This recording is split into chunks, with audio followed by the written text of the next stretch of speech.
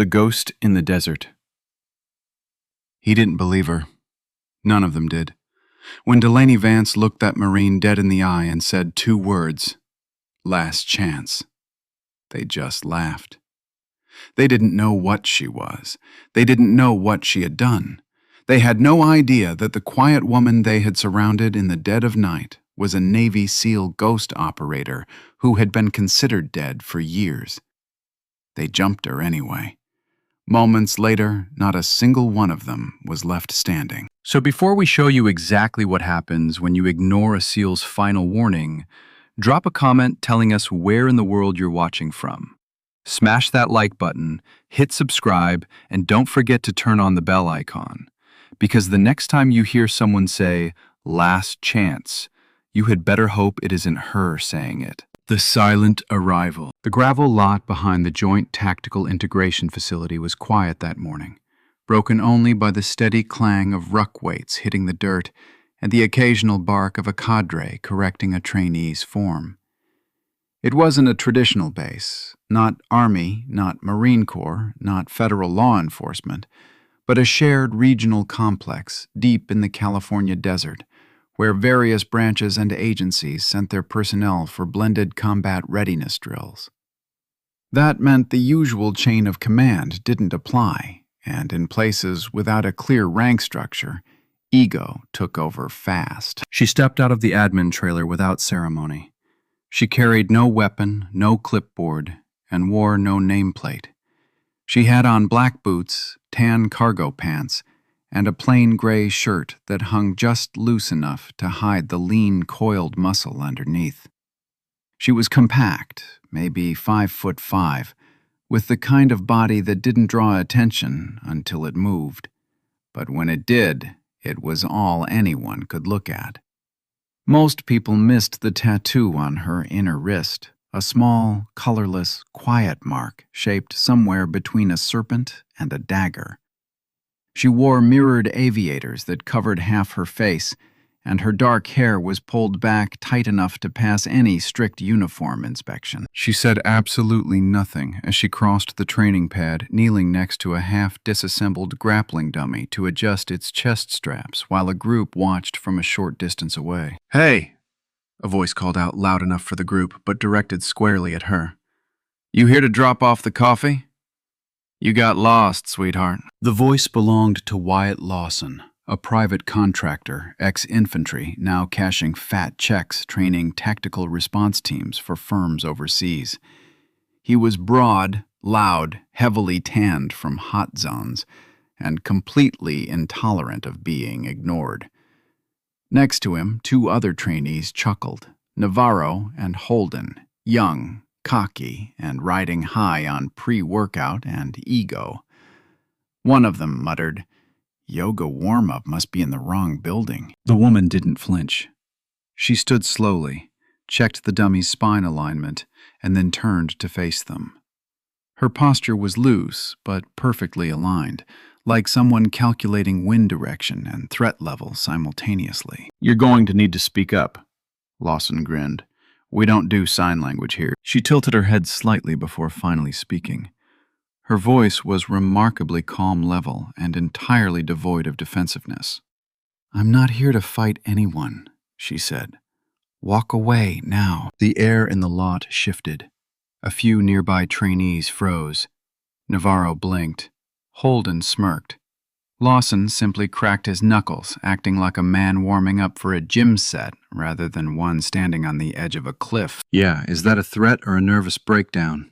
Lawson taunted, stepping forward just enough to test her boundary. The woman didn't repeat herself. She didn't smile. She just looked at him with the cold certainty of someone watching a man who had already sealed his own fate. Behind her, one of the instructors stepped out of the admin office and paused, watching closely but choosing not to interfere. Not yet. Lawson let out a loud, confident, dismissive laugh. So did Navarro. Holden elbowed the guy next to him like they were at an open mic night. She didn't react at all. She simply turned back to the dummy and finished tightening the straps, as if the warning had never been issued. But they had all heard it. And later, when the medics were hauling bodies away, and someone was screaming in agony over a shattered elbow. That single sentence would echo through the facility like a dark prophecy. "I'm not here to fight anyone. Walk away now." They didn't. The sparring ring. The observation deck was deafening. Heavy boots stomped, instructors barked, and laughter bounced off the metal railings like stray rounds in a shooting gallery. But down inside the combat arena, it was eerily quiet. Delaney Vance stood exactly where she had been placed, on the right side of the sand-swept training pit, just a short distance from the blue tarp marking her team's gear zone. She hadn't touched her helmet. She hadn't even glanced at the padded batons laid out like relics on the table behind her. She simply stood there, hands resting easily at her sides, eyes steady behind those mirrored glasses, looking like someone patiently waiting for a storm to pass. Across from her, 3 Marines had already started circling. Their chests were puffed out, chins held high. One of them kept slapping the handle of his training baton against his palm, itching for a reason to swing it. The staff instructor hadn't even blown the whistle yet, but to them, it didn't matter. "They said this one's a reserve fill," one Marine sneered, looking Delaney up and down. "Not even rated for full contact." "Don't worry," another grinned sharply. "I'll go light." The third didn't speak. He just rolled his neck until it popped. Up in the booth, one observing instructor leaned toward another, asking loudly, "What's her deal? She hasn't moved." "Apparently ex-Army," came the condescending reply. "Signals intel, desk jockey stuff, not much field rotation. Probably thinks this is about reflexes." The first instructor chuckled. "She's not going to fight." Down in the pit, one of the Marines finally broke formation, advancing a step too far. His boot crunched into the sand just in front of hers. Not quite touching, but close. Delaney didn't flinch. He leaned in so close she could smell the stale tobacco on his breath. "Don't worry, sweetheart," he murmured. "I won't tell anyone if you quit before the whistle." Still nothing. She didn't blink. Her muscles didn't tense. There was only one subtle movement, so minor that it went entirely unnoticed by the spectators. She looked down at his boot, then at the ground between them, and finally directly back at his throat. It was a shift so minuscule it looked like a non-reaction to anyone else, but to the Marine standing in front of her, it felt terrifyingly precise. It felt like she had just taken his exact measurements. Without realizing it, he took a half-step back. His buddy noticed. "Yo, what are you doing?" The Marine paused, swallowing hard. Nothing. The staff instructor finally raised the whistle to his lips. Delaney's team still hadn't geared up, and the murmurs from the booth continued to ripple. "This is going to be quick. I almost feel bad. She's not going to fight." The whistle blew. Delaney didn't move. The Marines did. All 3 of them lunged at once. The first Marine went straight for the takedown, coming in low and fast like he was aiming for a trophy rather than a spar. He intended to hook her legs and slam her backward onto the rubber matting, fully expecting a panicked yelp or a flail of defense. He was already grinning as he dropped his center of gravity, hands outstretched for the grab. But Delaney had already shifted. No one in the booth caught it, not even the instructors. The camera feed wasn't focused on her feet. All they saw was her pivot. Her right foot slid diagonally, just enough to throw his momentum entirely off its axis, and then she dropped. Not away from him, but toward him. She didn't counter the takedown. She redirected it. Her right arm looped smoothly under his extended elbow, not to strike, but to rotate. His own overwhelming force collapsed his posture. Her left shoulder dropped, her weight transferred, and suddenly he was airborne. Not because she threw him, but because she simply let his own body complete the violent movement he had started. His back hit the mat with a muffled, bone-rattling grunt that echoed across the arena like a drumbeat. Delaney never even looked down at him, because the second Marine was already swinging. A padded baton whistled viciously past her head. It missed, not because she dodged late, but because she had already stepped inside his arc before he even finished the swing. The baton caught nothing but the ends of her dark hair. Her hands were still empty. She hadn't bothered to pick up a weapon. Instead, her forearms locked tightly under his grip, elbows pinned to her body like a steel lever. She didn't need a weapon because she was using his. With one sharp twist, her shoulders snapped around like a door hinge, and the baton clattered uselessly to the ground. He desperately tried to wrench himself away, but she didn't let him. Her knee drove sharply into his gut. He doubled over on pure instinct, and then froze entirely. Because she had positioned her elbow firmly under his chin, resting perfectly against the exact pressure point that would instantly collapse his airway. One slight upward lift was all it would take. But she didn't strike. She released him, letting him drop, gasping to one knee, looking utterly bewildered, like a vital circuit had just blown in his brain. Up in the booth, an instructor jolted forward in his seat. "Wait, what? Did she just rewind that camera?" The third Marine, quiet until now, rushed her hard from a blindside angle. She wasn't even facing him. He came in heavy, aiming to grab her from behind, arms extended for a rear choke or a brutal pin. But that was when the true silence fell over the room. Because what happened next simply defied logic.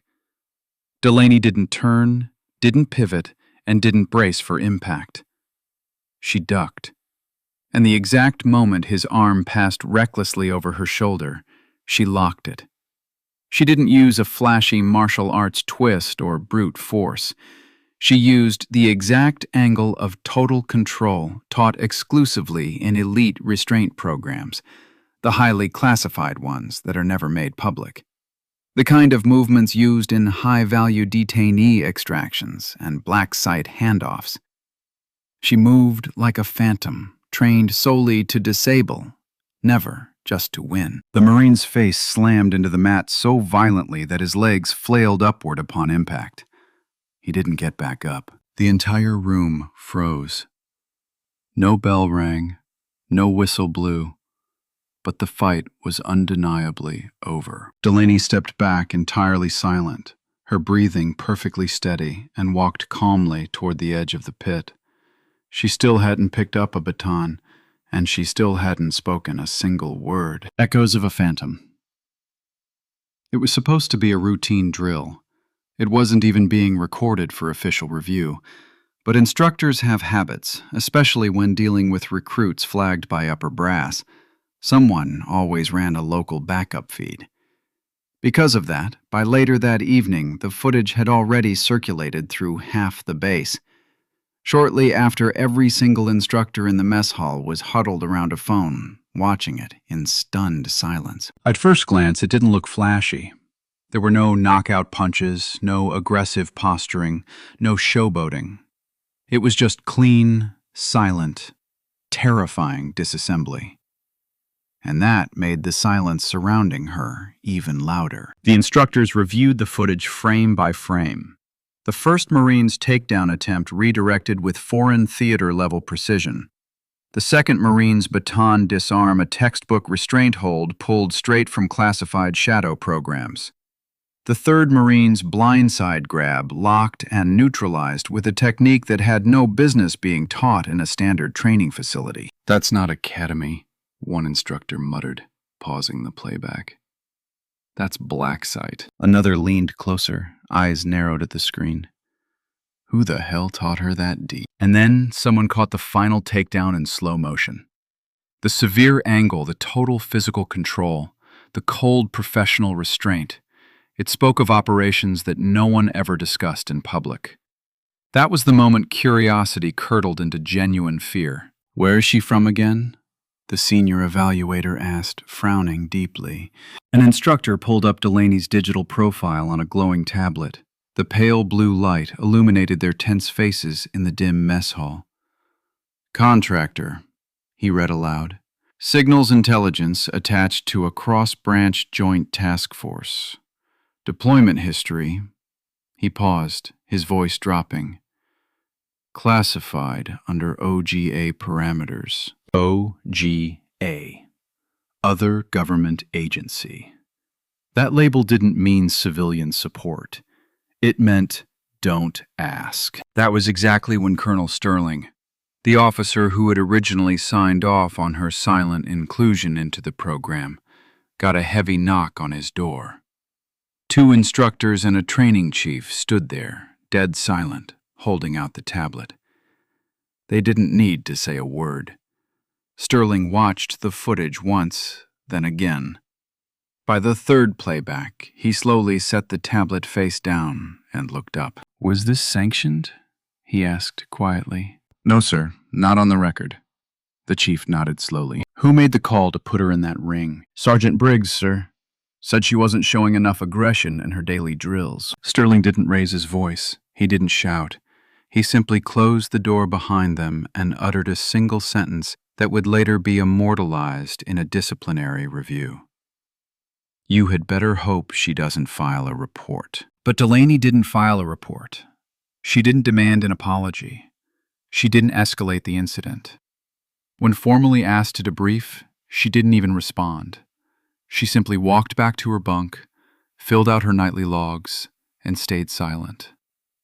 Somehow that made the entire situation infinitely worse. Nobody could read her, and nobody could tell exactly what kind of hell she was holding back. The tape was strictly flagged, "Do not share." It didn't matter. Within days, it had been passed through more encrypted phones than any sanctioned training clip in the facility's history. It wasn't just about the fight itself. It was the chilling way she walked away from it, as if she had merely swatted a fly. Her silence didn't calm the base. It made everyone intensely nervous. She didn't strut, complain, or gloat. She reported to every single morning drill as if nothing had ever happened. She didn't correct the wild rumors or defend herself. She just ran, lifted, and filed data when ordered. When pressed during tactical analysis sessions, she offered brief, perfectly clear textbook answers. No speculation, no embellishment. In a culture built entirely on loud bravado, that flavor of silence was far more intimidating than arrogance. So they made a collective decision. If she wasn't going to talk, they would force her to react. They started with a fabricated miscommunication. She was marked absent from a scheduled session, despite standing right there on time, resulting in a public write-up. Then came a mysterious gear drop mix-up. Her boots were replaced with a pair half a size too small, and her pack was stuffed with heavy, wet sand. She didn't flinch. She didn't even file a correction form. So they escalated. Instructors pulled her aside for a mock after-action review, aggressively framing her as the weak link in a simulated hostage operation. "I just don't get what you're doing here, Vance," one sergeant barked, his arms crossed, projecting his voice so everyone could hear. "This isn't signals anymore. This is close quarters, real stakes." She stood at perfect attention, her eyes locked straight ahead. "Understood, Sergeant." "No, it's not about understanding. It's about belonging. Do you really think you belong here?" She didn't answer, which only infuriated them further. Finally, they tried to completely break her in front of the entire group. It was an open drill. Pouring rain, thick mud, and a sweltering midday heat hanging over the compound like a wet wool blanket. They shoved a heavy steel sledgehammer into her hands and pointed to a massive stack of tractor tires. "Hundreds of strikes," the lead instructor barked. "Now!" Delaney didn't ask why. She didn't question the arbitrary number. She simply raised the hammer and started swinging. No gloves, no brakes. By her 80th strike, her palms were bright red. By her 140th, they were blistering. By her 200th, they were bleeding freely. Someone quietly radioed in, asking if they should cut the brutal drill short. The lead instructor answered with a cold shrug. "She'll break, or she won't." She didn't break. The final strike landed with a deafening crack, just as the sun pierced through the heavy storm clouds. the light catching the mixture of sweat and rain streaking across her face like war paint. She calmly set the hammer down, walked back to the formation line, and waited. No words, no eye contact, just perfect posture. That was what broke them. It wasn't the sheer physical feat or the immense strength. It was the terrifying realization that she wasn't doing it to prove a point to them. She was just doing it. Because if this was her staying quiet, what on earth would happen if she ever decided to finally speak? The assessment. The review was completely unscheduled. It wasn't routine, and it most certainly wasn't friendly. The man who called it in didn't operate casually. Commander Silas Mercer, cross-branch tactical advisor, former SEAL Team 6, and the man who had personally written the assessment criteria for this exact program, arrived without a single warning. His helicopter touched down late in the evening. There was no ceremony, no handshakes, just heavy boots hitting the gravel and eyes scanning the compound like a predator who already knew its prey's exact coordinates. Mercer wasn't just another suit. He had fought in multiple wars, run black ops under multiple administrations, and carried a reputation that commanded absolute silence. As he stepped into the debriefing tent, flanked by two stone-faced civilian observers, the entire atmosphere shifted. Instructors snapped their backs straight. Students swallowed hard. "Vance," he said, instantly skipping all introductions. His eyes locked onto Delaney. She stepped forward without a microsecond of hesitation, her posture utterly flawless. "You're the only non-combat branch applicant here," he said, his voice even but laced with incredible weight. "Everyone else either served in direct action units or trained strictly for it." "Yes, sir." "You know what they say about signals intelligence people trying to go kinetic?" "Yes, sir." "What do they say?" "That we don't understand the terrain. That we analyze from a safe distance, but can't live it up close." "And are they right?" Delaney didn't even blink.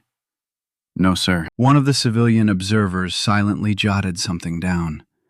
Mercer turned slowly, deliberately, facing the cluster of instructors standing nervously at the back of the tent. "I've reviewed the footage from her sledgehammer drill," he stated coldly. "I've reviewed the sabotage on her gear load. I've reviewed the falsified absence report." A sharp, guilty inhale slipped from one instructor. It was quiet, but it was too late. "Not only is this a profound procedural failure," Mercer continued, his voice dropping an octave, "it is pure cowardice. You couldn't break her with physical fatigue, so you tried to break her with petty bureaucracy." No one dared speak. Delaney remained perfectly still. Then Mercer did something nobody expected. He walked directly toward her, paused, and held out his hand. She took it. A firm, respectful shake, completely devoid of emotion. "This woman," he announced to the silent room, never breaking eye contact with her, "has endured more psychological warfare in the last few weeks than most of you have faced in multiple deployments. And she is still standing, still calm, still focused." He let the silence hang heavily. "She is not weak. She is mission-calibrated. And she is staying." Then almost as a casual afterthought as he turned away, he added, "And I highly suggest every instructor in this room read her file again, this time with both eyes open." The civilians trailed him out into the night. Delaney didn't say a word. She merely took a step back into formation. But from that moment on, no one looked at her the same way again. The ambush. It was officially billed as a corrective group exercise. That was how they planned to justify it on paper. A night operation designed to test reaction time, small unit cohesion, and close-quarter maneuvering. Unofficially, it was a trap. They waited until the instructors had turned in for the night, until the base officers were securely in their quarters, until only the pale moonlight kept the training compound visible. There were 8 of them. Every single man who had mocked her doubted her and sabotaged her gear, led by Corporal Camden Hayes, the same man who had kicked dirt onto her boots during a blindfolded drill. They intercepted her just past the motor pool. She was entirely alone, walking silently back from the gear room. There were no cameras here, no oversight, no witnesses. It was perfect. "Evening, analyst," Hayes sneered, stepping aggressively into her path. Delaney didn't flinch. "You've got a lot of people fooled," he said smoothly as the others fanned out behind him, boxing her into a tight, inescapable semicircle. "But not us. You know what happens when a single weak link thinks it belongs in a heavy chain. It breaks under stress," another chimed in darkly. A third took a menacing step closer, loudly cracking his knuckles. "You're not going to file a report, are you? Or run crying back to your little signal tent?" Delaney's face remained entirely unreadable. She didn't retreat a single inch. She didn't cry out for help. She didn't even raise her hands in a defensive posture. She just took a slow, deep breath. And then she spoke 2 words. Calm. Final. "Last chance." Hayes blinked in genuine confusion. "What?" She didn't repeat it. She just looked at him, looked at all of them, like a merciful executioner granting them one final, fleeting opportunity to make a smarter choice. One of the men let out a nervous laugh, desperate to sound confident. "She thinks she's tough." Another moved fast, lunging to shove her shoulder and throw her off balance. That was his final mistake, because Delaney wasn't trained to use brute force. She was forged in the fire of absolute precision. Her left foot slid back exactly a half step, dropping her weight low. Her right hand seamlessly caught his incoming wrist. Without even engaging her other arm, she leveraged his own aggressive momentum into a brutal redirect, slinging him wildly off balance and slamming his chest head-on into the steel side of a transport truck. Thud.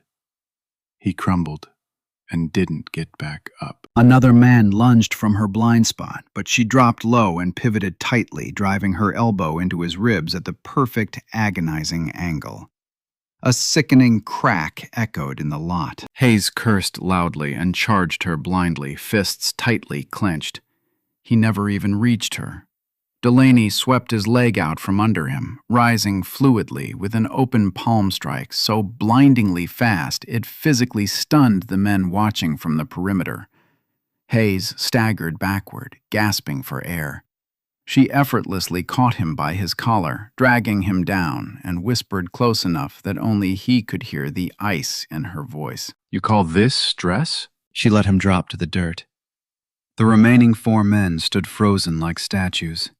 3 others had already scrambled backward. Not a single one of them dared to take another step toward her. There was no triumphant shouting, no cocky taunts. Just Delaney, standing calmly in the center of their shattered circle. She wasn't even breathing heavily. She still hadn't said another word. Not until she turned her back on them and casually walked away into the darkness. Only then did one of the men finally mutter, his voice trembling uncontrollably. "What the hell is she?" Another answered, barely a whisper. "I think she's the reason this whole program exists." The choice. It was scheduled as a silent after-action review. No loud confrontation, no formal investigation, just a simple name roll and gear check before lights out. But when Lieutenant Julian Reed entered the debriefing hut that morning, he stopped dead in his tracks. Delaney Vance was already standing at perfect attention in the center of the room. Her uniform was immaculate. The rest of the men were scattered around the edges, heavily bruised, entirely silent, and fiercely avoiding eye contact. Hayes had one arm securely in a sling, a dark, ugly welt blossoming beneath his eye. "What happened?" Reed asked, his voice low and dangerous. Total silence. He turned directly to Hayes. Hayes swallowed hard but refused to speak. "Vance," Reed prompted, "did something occur last night?" She didn't nod, didn't smile, and didn't flinch. She simply replied, "Yes, sir." Reed dead. Red waited a beat. "Would you like to explain?" No, sir. He studied her. "You're not going to report anything." She met his gaze head on. That won't be necessary. It was right then that the tension in the room seemed to violently exhale, as if the air itself had been holding its breath to see if justice would be demanded or deferred. But Delaney had already made her choice. She didn't seek revenge, and she didn't want them disciplined. She chose silence. The kind of silence that tells you absolutely everything you need to know. Reed took a slow step forward, looking into the eyes of each bruised trainee one by one. Finally, he ordered, "Dismissed. All of you. Except Specialist Vance." They filed out like beaten dogs, quiet, careful, and significantly slower than usual. When the heavy door finally clicked shut, Reed sat down heavily. He didn't look at her right away. Then quietly he asked, "Why didn't you want to escalate it?" She answered instantly, "Because they weren't the threat, sir." He raised a skeptical eyebrow. "Then what were they?" "The test," she said flatly. "And I passed." A long, heavy pause stretched between them. Then Reed nodded slowly. "Yes, Specialist. You did." He stood up, turned fully toward her, and gave her a sharp, deeply respectful salute. Not as a superior officer to a subordinate, but as one true soldier to another. She returned it wordlessly. The very next morning, without a single announcement or grand ceremony, her name was quietly moved to the highly classified transfer list. Her destination was unknown. Her new unit was entirely redacted. But every single person in that room knew the unvarnished truth. She was leaving not because she had failed their tests, but because she had already evolved far beyond this program. Because whatever mission came next required someone significantly stronger than anyone there knew how to train. Shadows of the past. The encrypted phone call came before dawn, routing directly to a secure line that rang exactly once in Lieutenant Reed's office while the rest of the desert compound slept in darkness.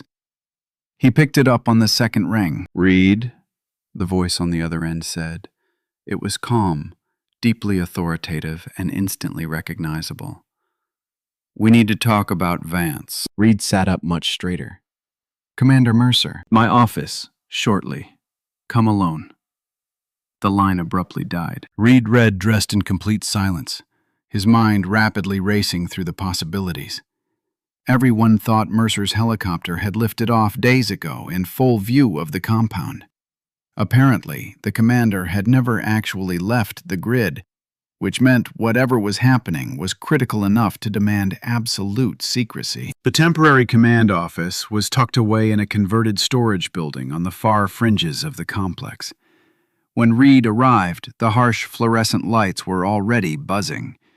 Mercer sat rigidly behind a dented metal desk, scrolling through a secure tablet. Two familiar civilian observers stood completely still near the back wall. "Sit," Mercer ordered without looking up. Reed sat.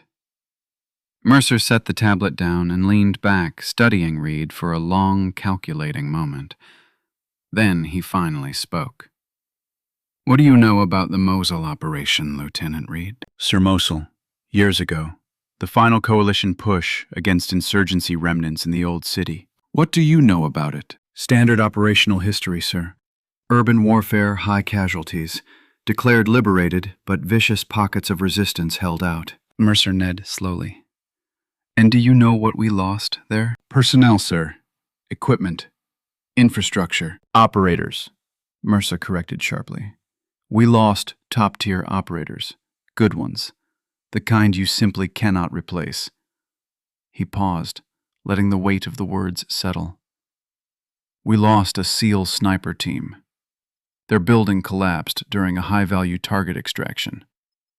2 KIA confirmed on site." Reed waited, entirely unsure of where this was leading. Mercer tapped the glowing tablet.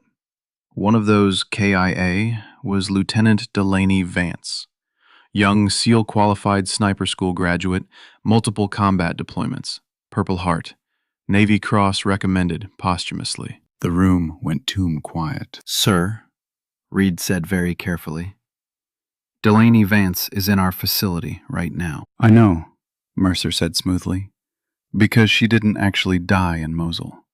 She was buried alive under that rubble for a long time. She was eventually dug out by local friendlies and immediately medevaced to a black site medical facility in Baghdad. And while she was unconscious, someone very high up made a massive decision. He slid the tablet across the metal desk. Reed looked down at the heavily redacted after-action report. A single section was highlighted in bright yellow. Subject declared KIA. Extraction to OGA control approved. Mission priority override. Reed back up, stunned. The agency recruited her while she was in a coma. Not quite, Mercer said. They waited patiently until she woke up. Then they gave her a terrible choice. He stood up and paced toward the dark window. Delaney had stumbled onto something massive in Mosul, deep weapons smuggling. Coalition contractors secretly selling American ordnance to insurgent cells. She had been gathering hard evidence for weeks, quietly building an airtight case. But someone in our command structure found out. The IED. Reed breathed quietly. The IED, Mercer confirmed bitterly. It wasn't bad luck. It wasn't the insurgency. It was one of our own people. They covered it up beautifully as collateral damage from a heavy firefight. The building collapsed. 2 SEALs killed, 3 critically wounded. A perfectly clean story. Except Delaney survived. He turned back to face Reed.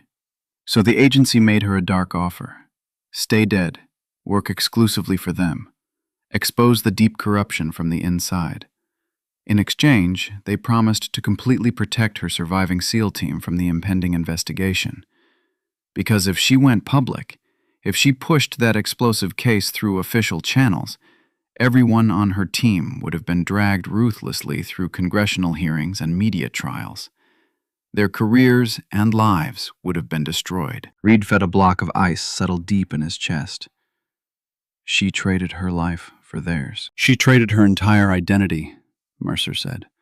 For years, Lieutenant Delaney Vance has been an absolute ghost, running totally deniable black operations in Syria, Yemen, Libya. No support structure, no team, nobody to watch her back except shadow handlers she met briefly in safe houses she could never name. She has been entirely alone in the dark for years, Reed.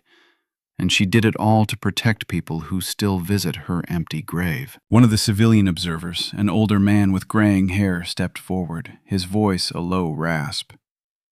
Commander Mercer was her spotter in Mosul. He was standing on that adjacent rooftop when the building came down. Reed looked at Mercer. The commander's face was carved from stone, but something deeply fractured moved behind his eyes. I held her cold hand, Mercer said quietly, while the medic officially called her time of death. I watched them zip the black body bag. I carried her folded flag at the memorial service. He paused, swallowing hard. Months later, the agency finally read me in. They told me she was breathing, asked if I wanted to know where she was. I said no, because knowing would have made it impossible to keep the lie. Then why tell me now?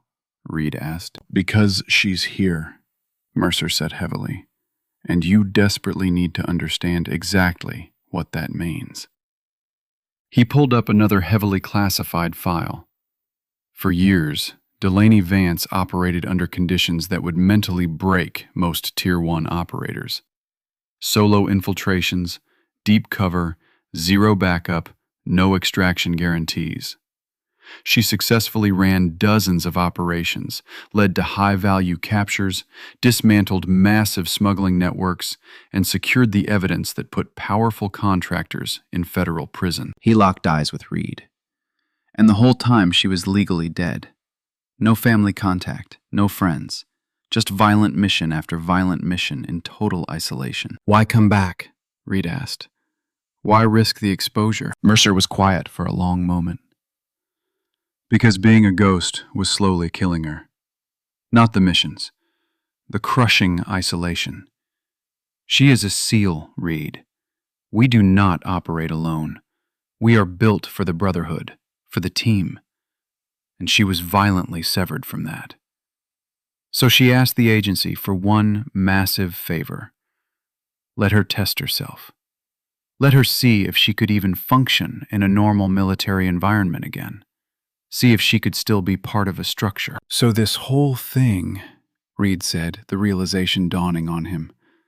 The facility, the training, the brutal harassment.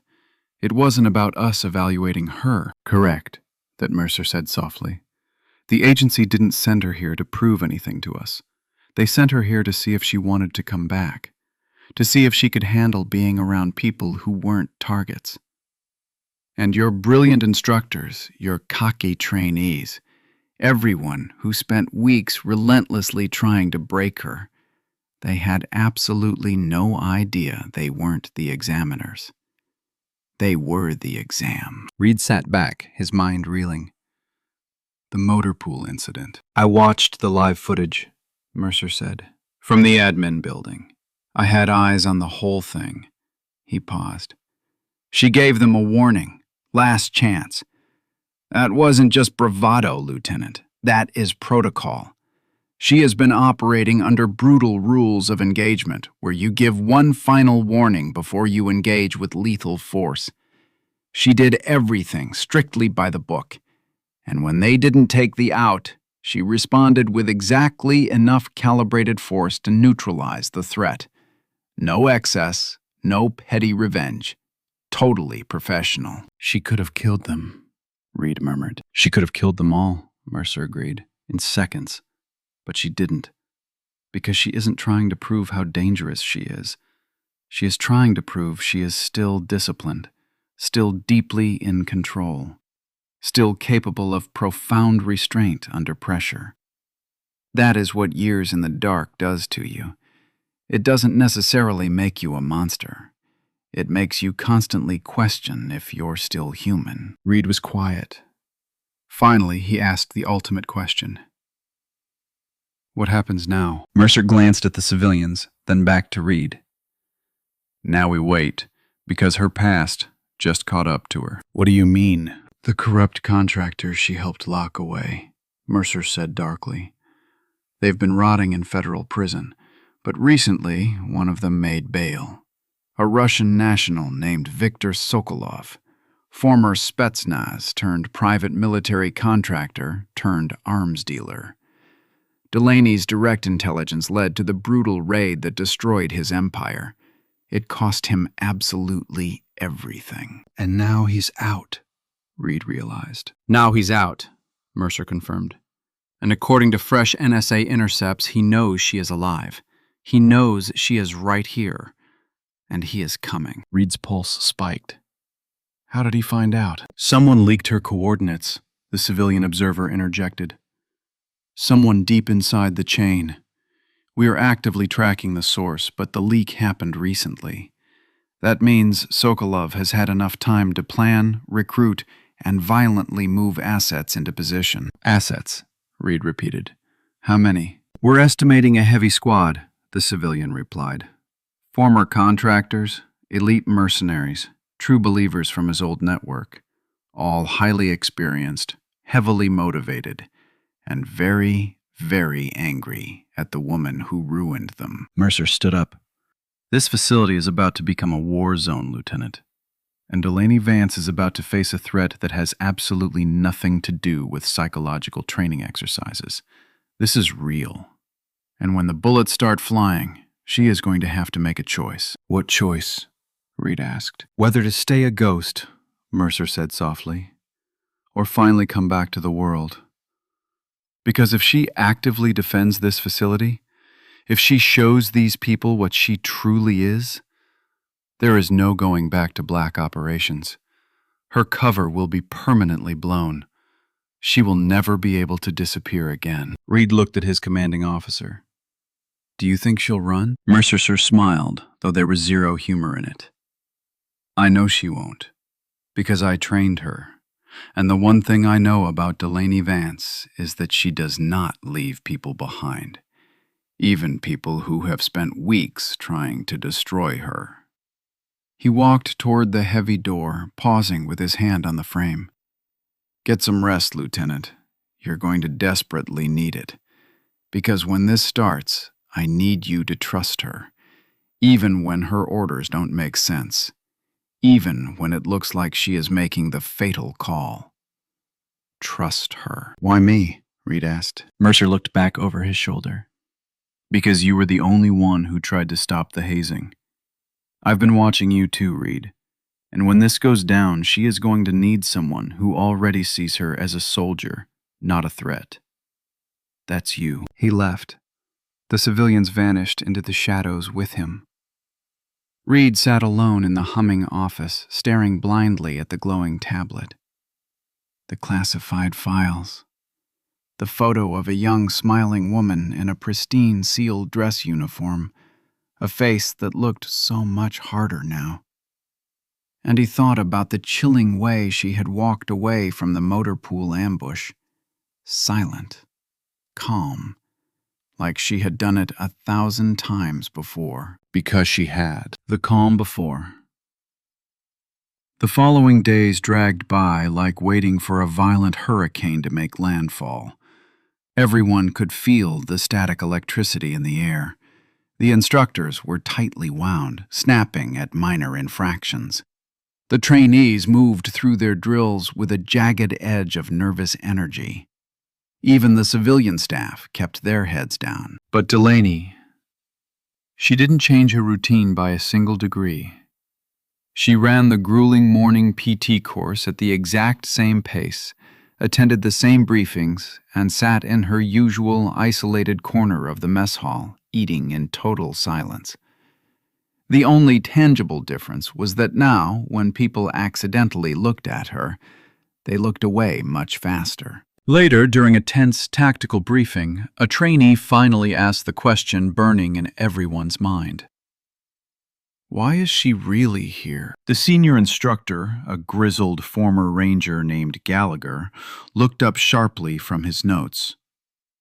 Who? Vance? The trainee said nervously.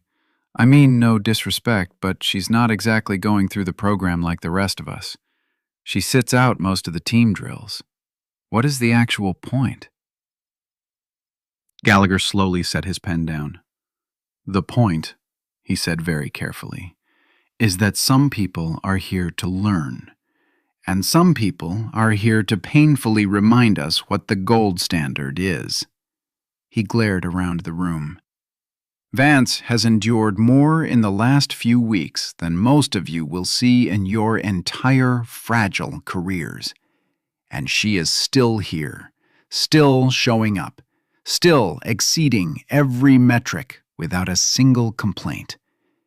If you cannot see the point in that, then you are completely blind. The trainee immediately shut his mouth, but the heavy question lingered in the stale air. Reed bred Delaney closely during the exchange.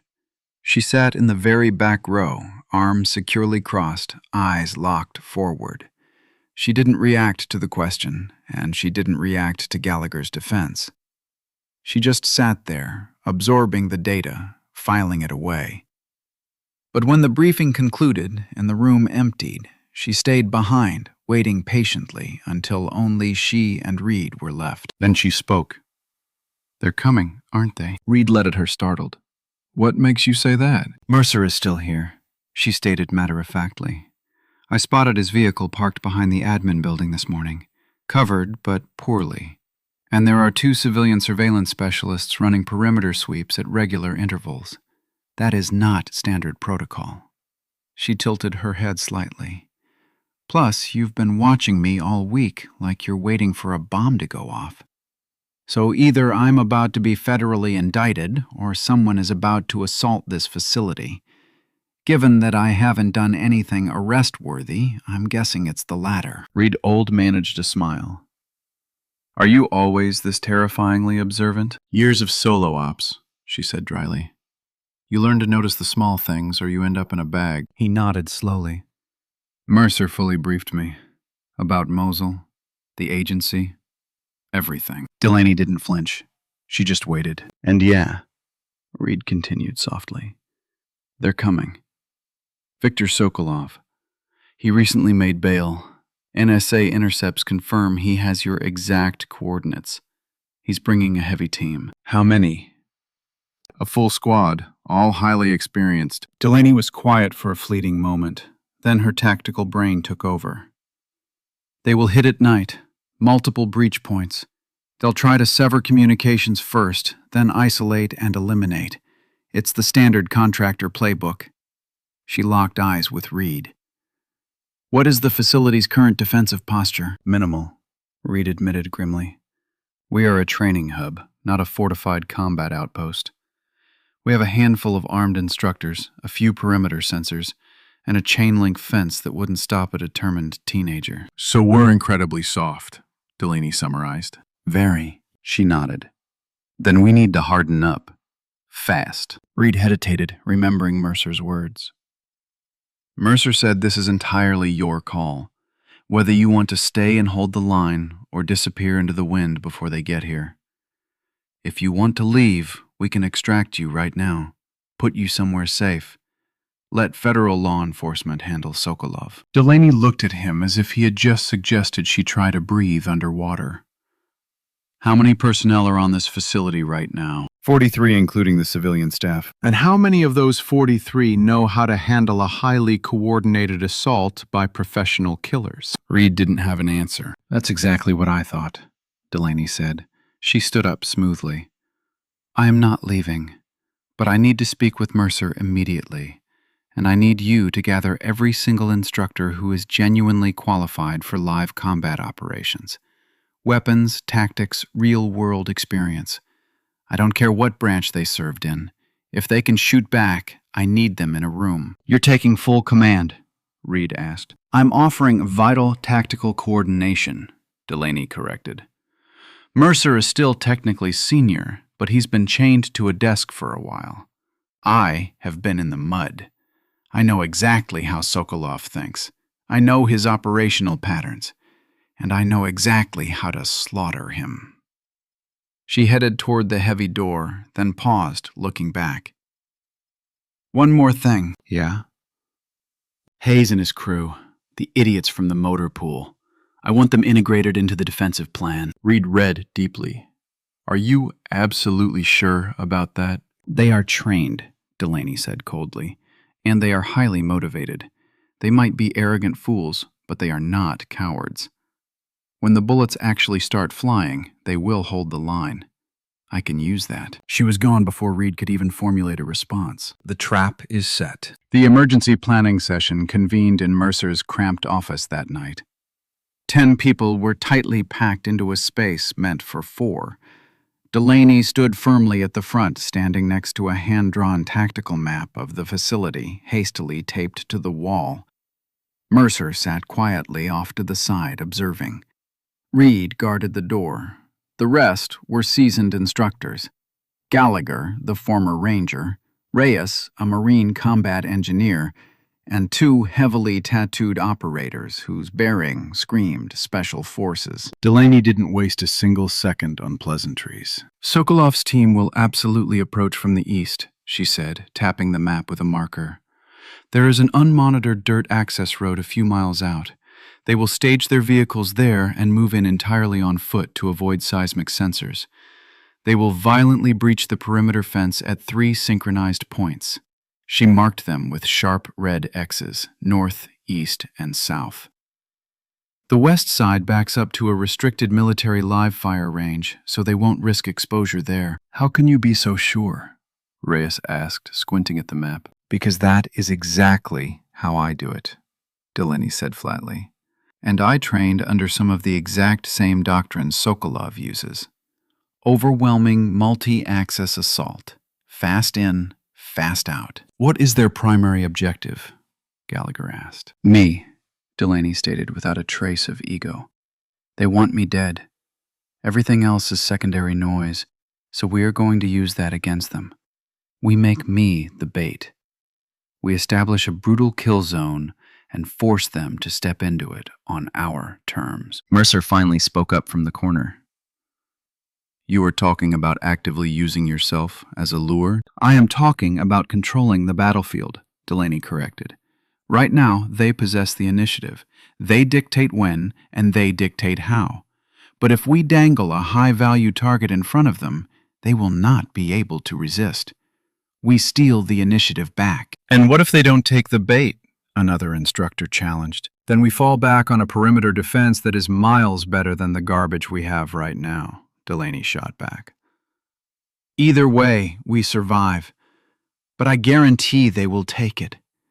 Sokolov is not a subtle man. He is a deeply angry man. And angry men always make mistakes. Mercer stood up and approached the map. Walk us through the execution. Delaney nodded. We position the vast majority of our armed personnel inside the heavily reinforced admin building. Elevated firing positions clear unobstructed sightlines to all 3 designated breach points. We establish a false perimeter, utilizing motion sensors and floodlights to make it appear as though that is our main defensive line. But our actual defense is right here. She jabbed a finger at the motor pool. We place a very small, highly capable team inside the motor pool. Me, Reed, and 2 others. When Sokolov's assault element breaches and advances toward the admin building, the motor pool team brutally flanks them from behind. We establish a devastating crossfire. They get caught in the meat grinder. Reyes leaned forward, rubbing his jaw. That is placing 4 people in the most severely exposed position on the board. That is placing 4 people exactly where they need to be to win this, Delaney countered. I know Sokolov. He will send his absolute best operators to sweep and clear the motor pool before he commits to advancing on the main structure. And when they finally get there, they will find me. The ultimate bait. And if they overwhelm your position? Gallagher asked softly. Delaney looked right through him, not blinking. They won't. The small room went dead silent. Mercer studying the map intensely. Weapons. We have a small armory, Reed provided. Rifles, sidearms, plenty of ammunition. Enough to arm everyone here. Body armor is severely limited, though. Maybe 10 vests total. The 4 entering the motor pool get the heavy vests, Delaney ordered. Everyone else focuses entirely on hardcover and deep concealment. Your primary job is not getting shot in the first place. What about the civilian staff? Reyes asked. Bunker them deep inside the mess hall, Delaney said. Interior room 0 windows, heavily reinforced walls.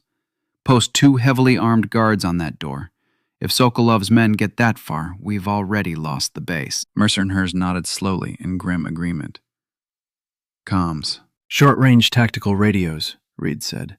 We have enough for every shooter. Good, Delaney said. You coordinate absolutely all movement through me. Nobody fires a single round unless I explicitly give the signal. Nobody shifts position unless I clear the lane. This only works if we maintain absolute discipline. You are asking for a hell of a lot of blind trust, Gallagher said, not unkindly. I know, Delaney said softly. But I have run operations exactly like this before. And every single person standing in this room is still breathing today because someone, somewhere in your career, made the exact same ask of you. Trust the operator who has lived in the dirt. Trust the plan. Trust your training. She swept her eyes across the hardened faces around her. I will not lie to you. People might get severely hurt tonight. This is not a simulation. These are elite professionals coming to kill us. But if we do this right, if we stay calm and execute violently, we can stop them. Every last one of them. And every single person on this facility goes home. One by one, the hardened instructors slowly nodded. Mercer stood fully upright. All right, we have to move quickly. Let's get to work. The meeting dissolved instantly as people filed out, already barking tactical assignments. Reed started to follow the pack, but Delaney caught his arm. "Lieutenant," she murmured. He turned back. "In the motor pool," she said quietly, her eyes burning into his. "When the shooting starts, I need you to trust me, even if it looks like I am making a fatal mistake, even if it looks like we are completely losing. Trust me." "Why are you telling me this specifically?" Reed asked. "Because you're the one Mercer said I could actually count on," Delaney replied. "And because when Sokolov breaches the wire, it is not going to be clean. It will not be easy. There is going to be a terrifying moment where your instincts scream at you to retreat, to call for backup, to hunker down and wait for cavalry. We will not have the time for any of that. So I need to know right now. Can you trust me?" Reed looked closely at her. This incredible woman who had been legally dead for years, who had survived entirely alone in the brutal dark, who had absorbed everything this hostile facility had thrown at her without cracking. "Yeah," Reed said firmly. "I can trust you." She nodded sharply. "Good, because Sokolov isn't the only ghost coming back from the dead tonight. And when he finally sees me, he is going to realize he made a catastrophic mistake." "What mistake?" Delaney's face turned to absolute stone. "Thinking I was someone he could kill twice." The siege. The assault began in the dead of night, under a sky as black as ink and as silent as a grave. Delaney was already wide awake. She had been sitting in the dark of the motor pool maintenance bay for a while, her back pressed against a cold concrete pillar, her M4 carbine resting easily across her lap, simply listening to the heavy darkness. Reed sat a short distance away near the northern entrance. Gallagher and Caldwell, the former Marine, anchored the east and west corners in total silence. The facility's outer perimeter sensors had been deliberately miscalibrated. Not enough to look completely obvious, but just enough to create blind spots. Gaps in the electronic coverage that would look like sloppy maintenance errors to anyone meticulously studying the security grid. They were lethal invitations, heavily disguised as sheer incompetence. Sokolov's team would spot those gaps, and they would exploit them. Delaney's radio crackled softly in her earpiece. It was Mercer's voice, barely a rasp. "Phantom Command. Motion detected. Sector 3. Multiple contacts." Phantom. The exact call sign she had used in the bloody streets of Mosul, in the deserts of Syria, across dozens of black operations. Mercer was using it deliberately now, forcing her to remember exactly who and what she was. "Copy, Command," Delaney replied, her voice cold and professional. "All stations weapons hold. Wait for my mark." Across the compound, inside the darkened admin building, 8 heavily armed instructors waited breathlessly. Deep in the mess hall, the civilian staff huddled behind locked doors. Everyone was perfectly in position. Everyone was theoretically ready. But Delaney knew all too well that training readiness and brutal reality were two entirely different beasts. Most of the men gripping rifles right now had never been in a genuine two-way firefight. They had never felt the terrifying realization that the person actively shooting at them wanted them dead and possessed the elite skills to make it happen. She rapidly checked her rifle one last time. Optics zeroed at mid-range. Sidearm securely holstered. 2 spare magazines strapped to her chest. It wasn't much, but it was enough. She had slaughtered men with far less. The radio hissed again. Reyes positioned on the admin roof with thermal optics. "Command, I have eyes on. Full squad moving in from the dirt access road. Staggered tactical column. Excellent spacing. These guys are top tier." "Copy," Mercer replied calmly. "All stations confirm ready status." One by one, the call signs checked in with sharp clicks. Delaney kept her eyes glued to the dark motor pool entrance, waiting. She let her racing heart rate settle into the slow, steady, hypnotic rhythm she had mastered over hundreds of missions. This was the dark part she had almost missed. Not the paralyzing fear you never forgot the fear, but the razor-sharp clarity that followed it. She had been living in a suffocating simulation for weeks. But this was not a game. The first heavy explosion shattered the night. It wasn't massive, but it was deafening. The northern fence line had been violently breached exactly where Delaney had plotted it. C4 charges blew a hole wide enough for 3 heavily armored men to pour through simultaneously. Seconds later, the east fence blew, followed rapidly by the south, a perfectly synchronized 3-axis assault. Contact all sectors, Reyes barked over the radio. They are coming in incredibly fast. Delaney keyed her mic. All stations, hold your fire. Let them advance into the open. Wait for the crossfire. She could hear the sheer terror in the agonizing silence that followed. Every instinct in those defending men was screaming at them to pull the trigger, to do something. But she desperately needed Sokolov's men deeper inside the wire. She needed them fully committed to the kill zone. Through the open bay doors of the motor pool, she finally caught movement. 4 heavily geared figures staying low and moving with terrifying fluid precision. They completely bypassed the admin building exactly as predicted and headed straight for the motor pool to violently clear their flanks before taking the main objective. The lead figure abruptly raised a fist. The assault team froze, stacking up tightly just outside the entrance. Delaney could see them perfectly in the ambient moonlight. Multi-tube night vision suppressed rifles, heavy plate carriers. They looked like mechanical reapers.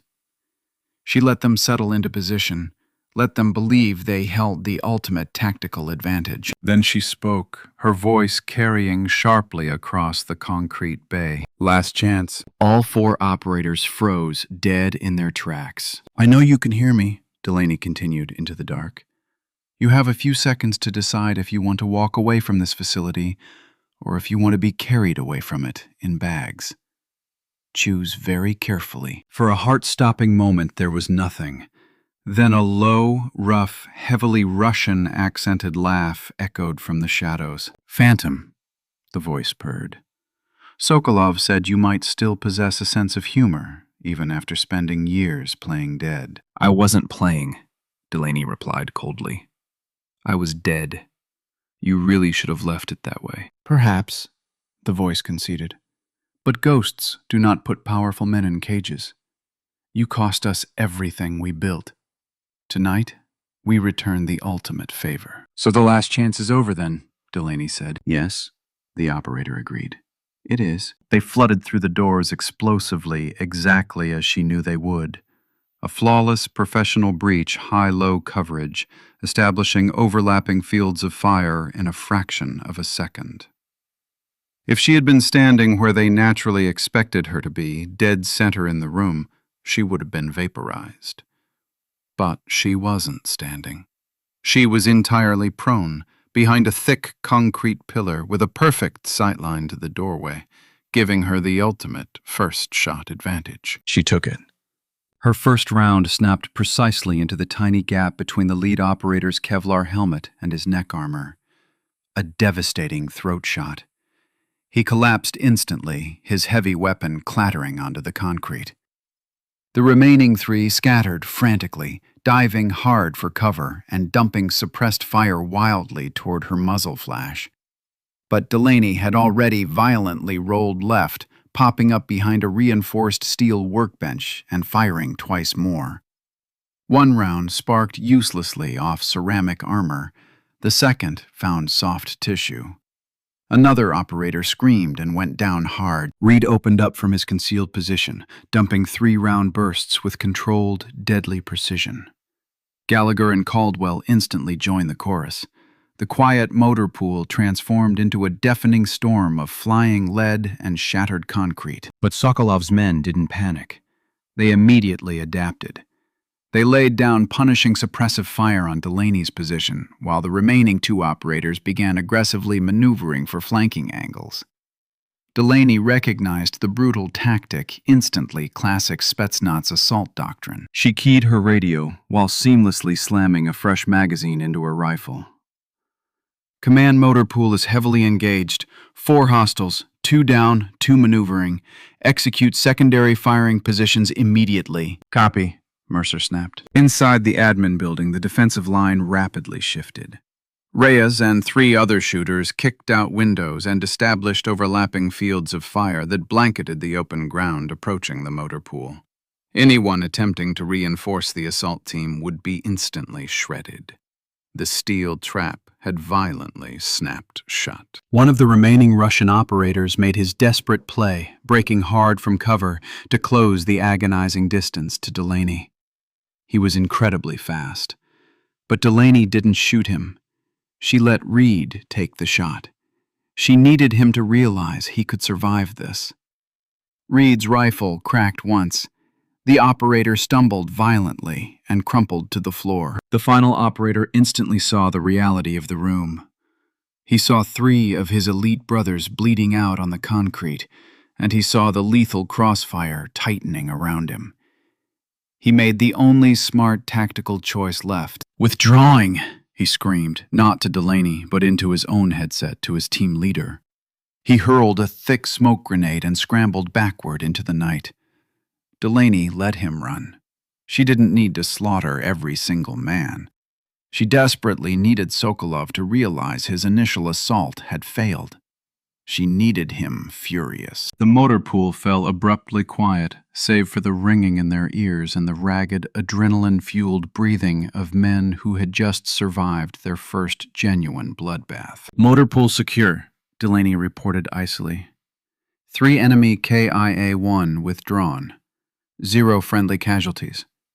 Status on other sectors. "Admin building, holding no heavy contact yet," Reyes replied rapidly. "They are violently probing the perimeter, but holding back.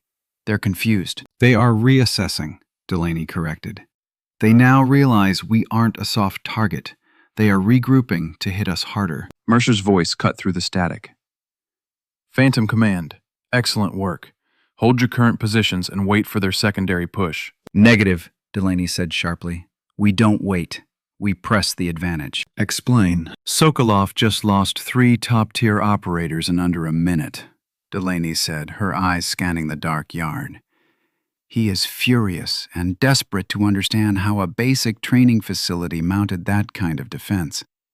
Right now, he is incredibly dangerous, but he is also highly vulnerable. He will make a critical mistake if we aggressively push him." "What exactly are you proposing?" Reed asked, wiping sweat from his eyes. "I am going out there," Delaney said. "I am going to draw him out into the open. Once he physically sees me, he will completely lose his mind. He won't be able to resist coming for me himself. And when he does, we end this." The radio went dead silent. Finally, Mercer spoke. "Phantom, that is absolute suicide." "No, sir," Delaney replied calmly. "That is basic tactics. Sokolov wants me dead significantly more than he wants to survive. That is his fatal weakness. I am exploiting it." Absolutely not.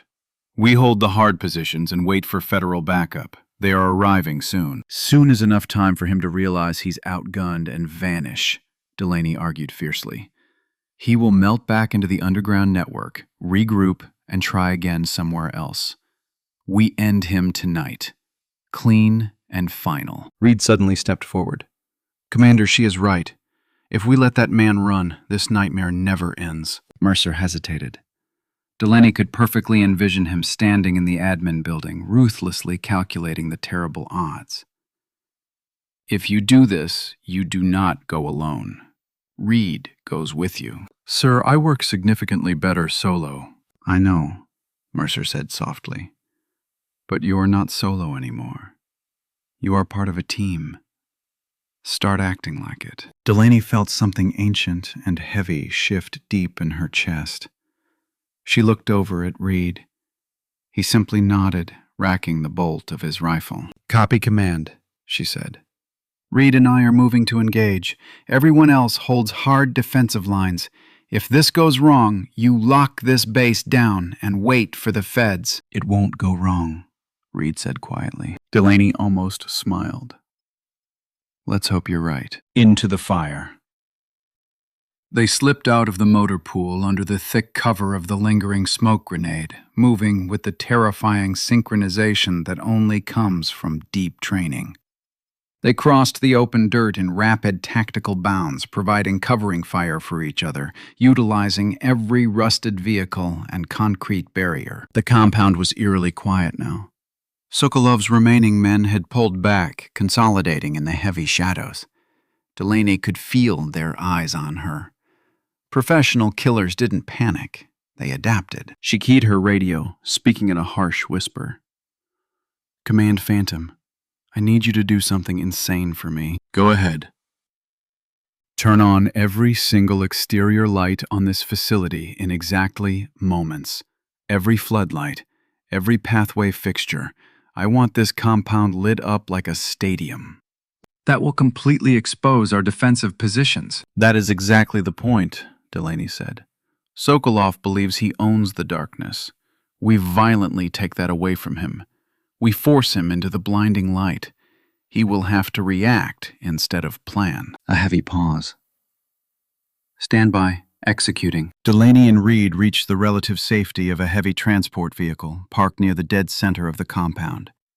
She checked her watch. "What happens when the lights kick on?" Reed whispered tightly. "We find out if Sokolov wants revenge more than he wants to breathe," she replied. 3, 2, 1. The lights slammed on. Every massive industrial floodlight, every building exterior, every security lamp, the compound erupted from pitch blackness into blinding, agonizing white light in a fraction of a second. It was overwhelmingly disorienting, which was exactly what Delaney was banking on. And there, caught completely exposed near the eastern fence line, were 8 heavily armed men. For a split second, nobody breathed. Then muscle memory took over. Sokolov's men scattered like roaches, diving frantically for hard cover. Deafening return fire erupted from 3 different positions. Heavy rounds snapped violently past Delaney's head, punching brutal holes into the truck behind her. She dropped flat, rolled hard, and came up firing. She wasn't spraying wildly. She used controlled, methodical bursts, picking her targets with icy precision. Reed engaged aggressively from her left flank, laying down heavy suppression. From the admin building, Reyes and the others opened up, creating the devastating crossfire they had meticulously planned. It was absolute chaos. But Delaney moved through the deafening storm like she was reading from a script. Because she had lived this exact nightmare 100 times before.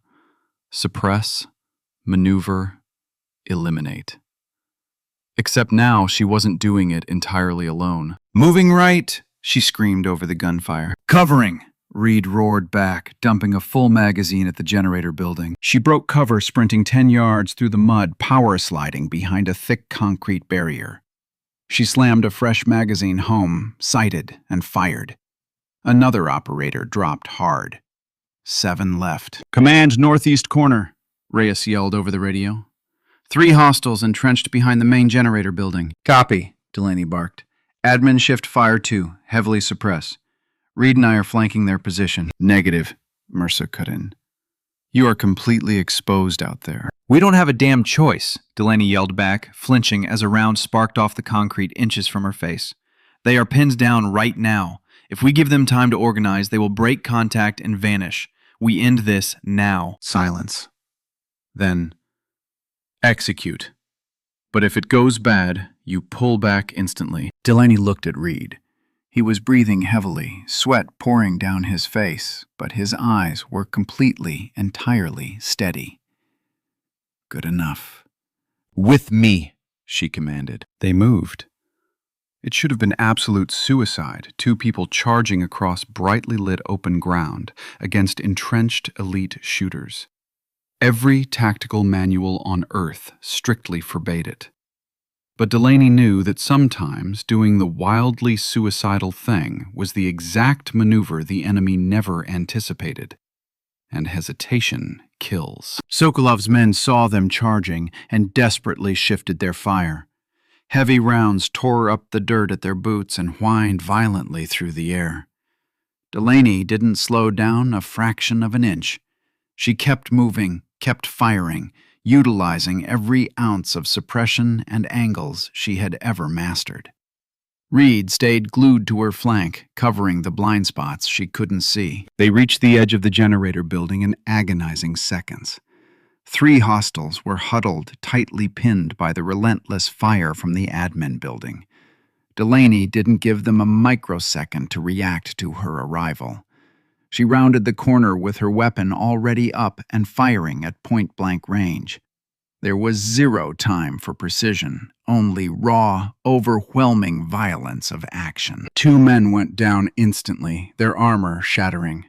The third spun wildly, trying to bring his rifle up. Reed shot him through the chest. "Generator building secure," Delaney gasped into her radio, adrenaline singing fiercely in her blood. "Status: 4 hostiles have withdrawn back toward the motor pool," Reyes called out. "They are attempting to violently flank our main position." The motor pool, where they had started, where Sokolov had already lost his first 3 men. He was sending his surviving team back into the meat grinder. "Command permission to aggressively pursue," Delaney requested. "Granted," Mercer replied. "But Phantom, be advised.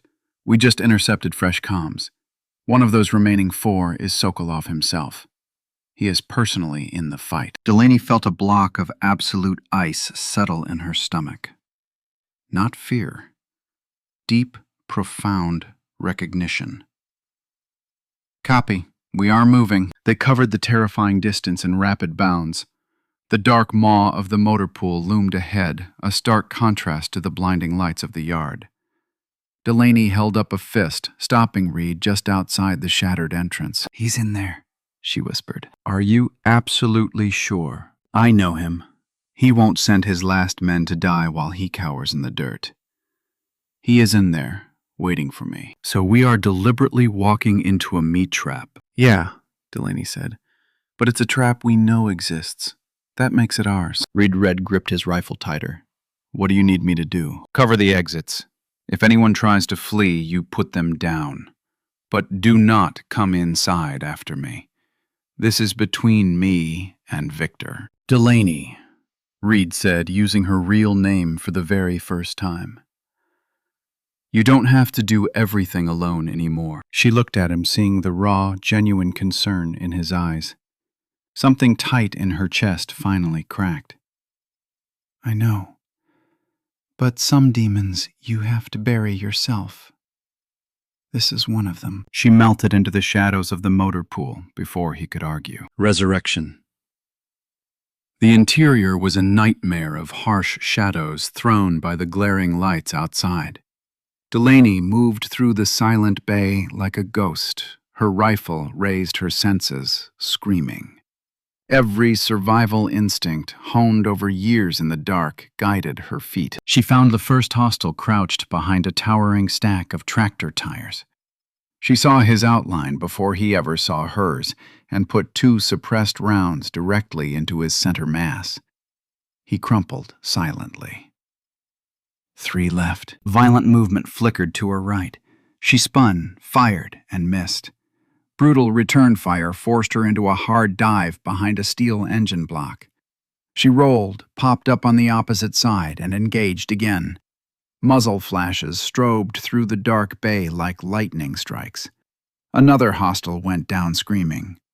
2 left. And then from the deepest shadows a voice called out. Thick, accented, and terrifyingly familiar. "Phantom." She froze. Not from panic, but from the crushing weight of memory.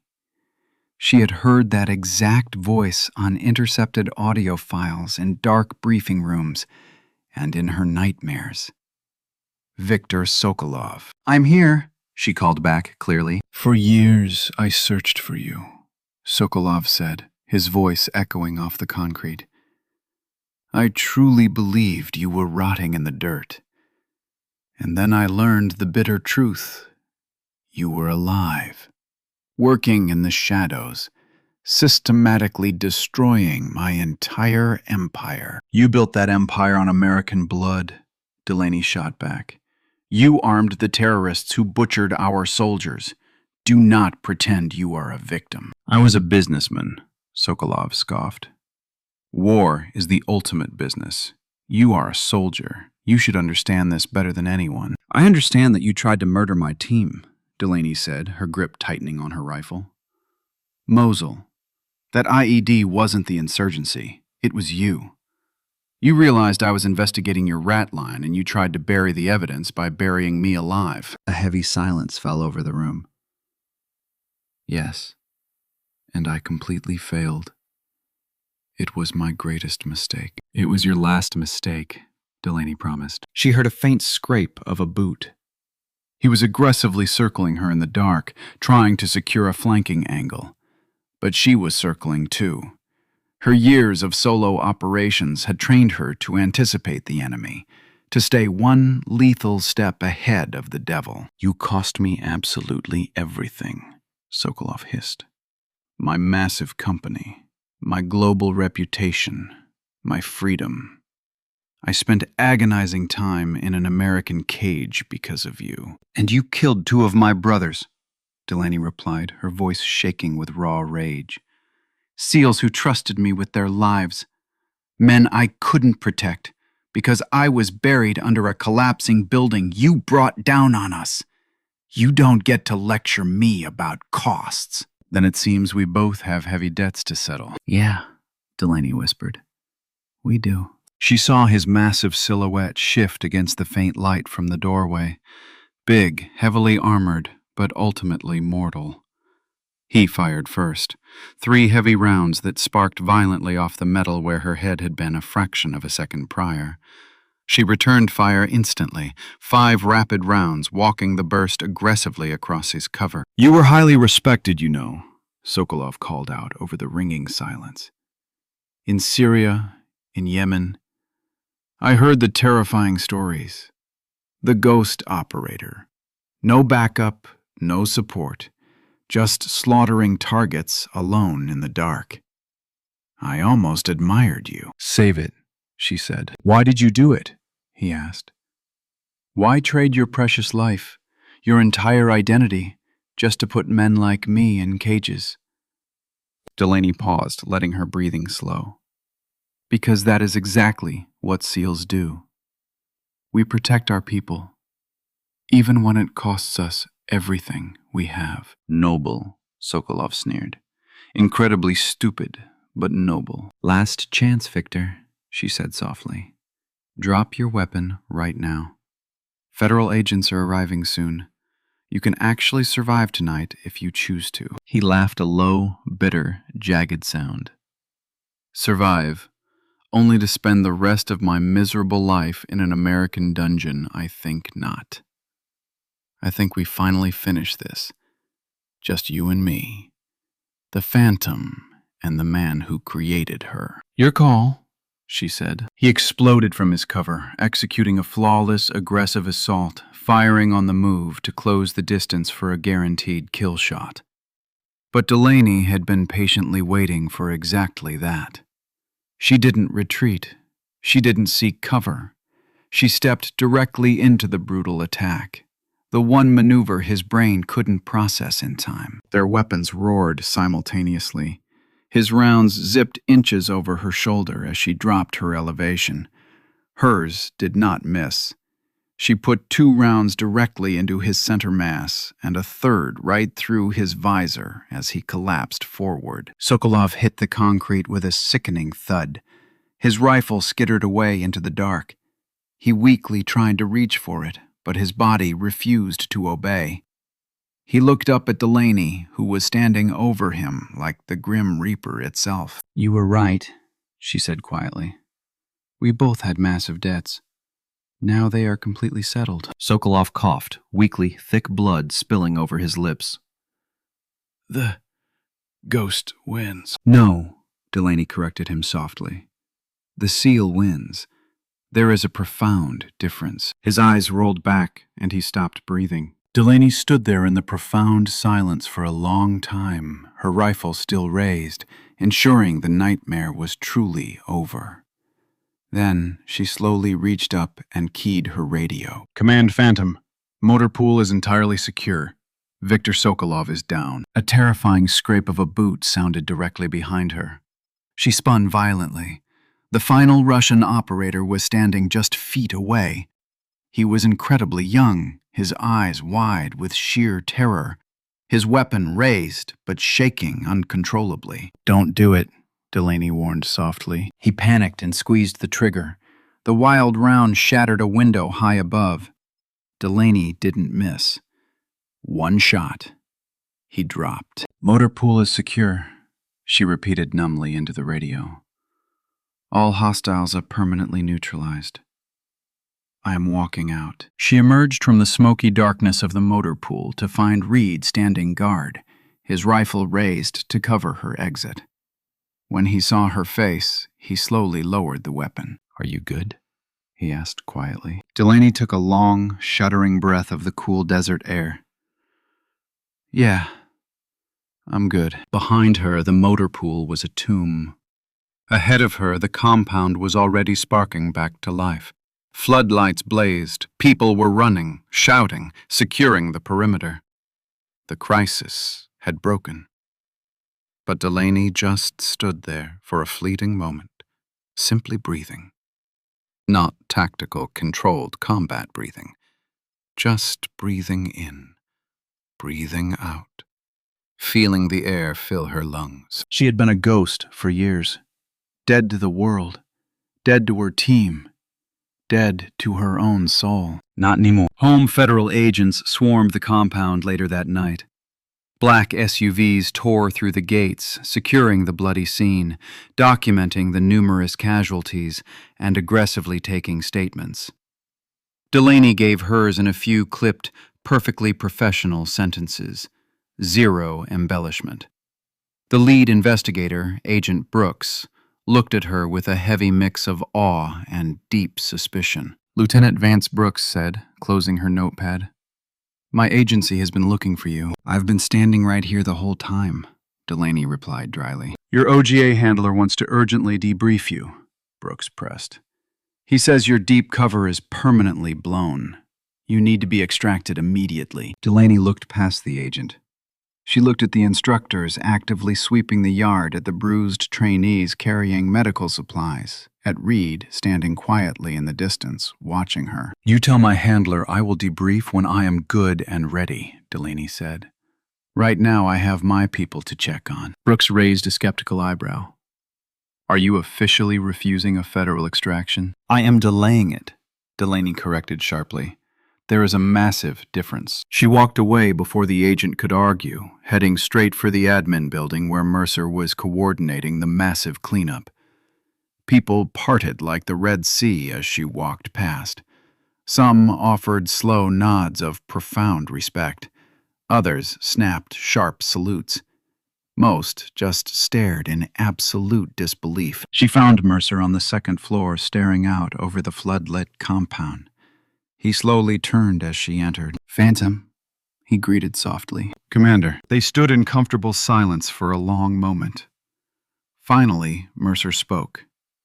"Hell of a brutal thing you pulled off out there." "Just finishing what I originally started," she replied. "No," Mercer corrected gently.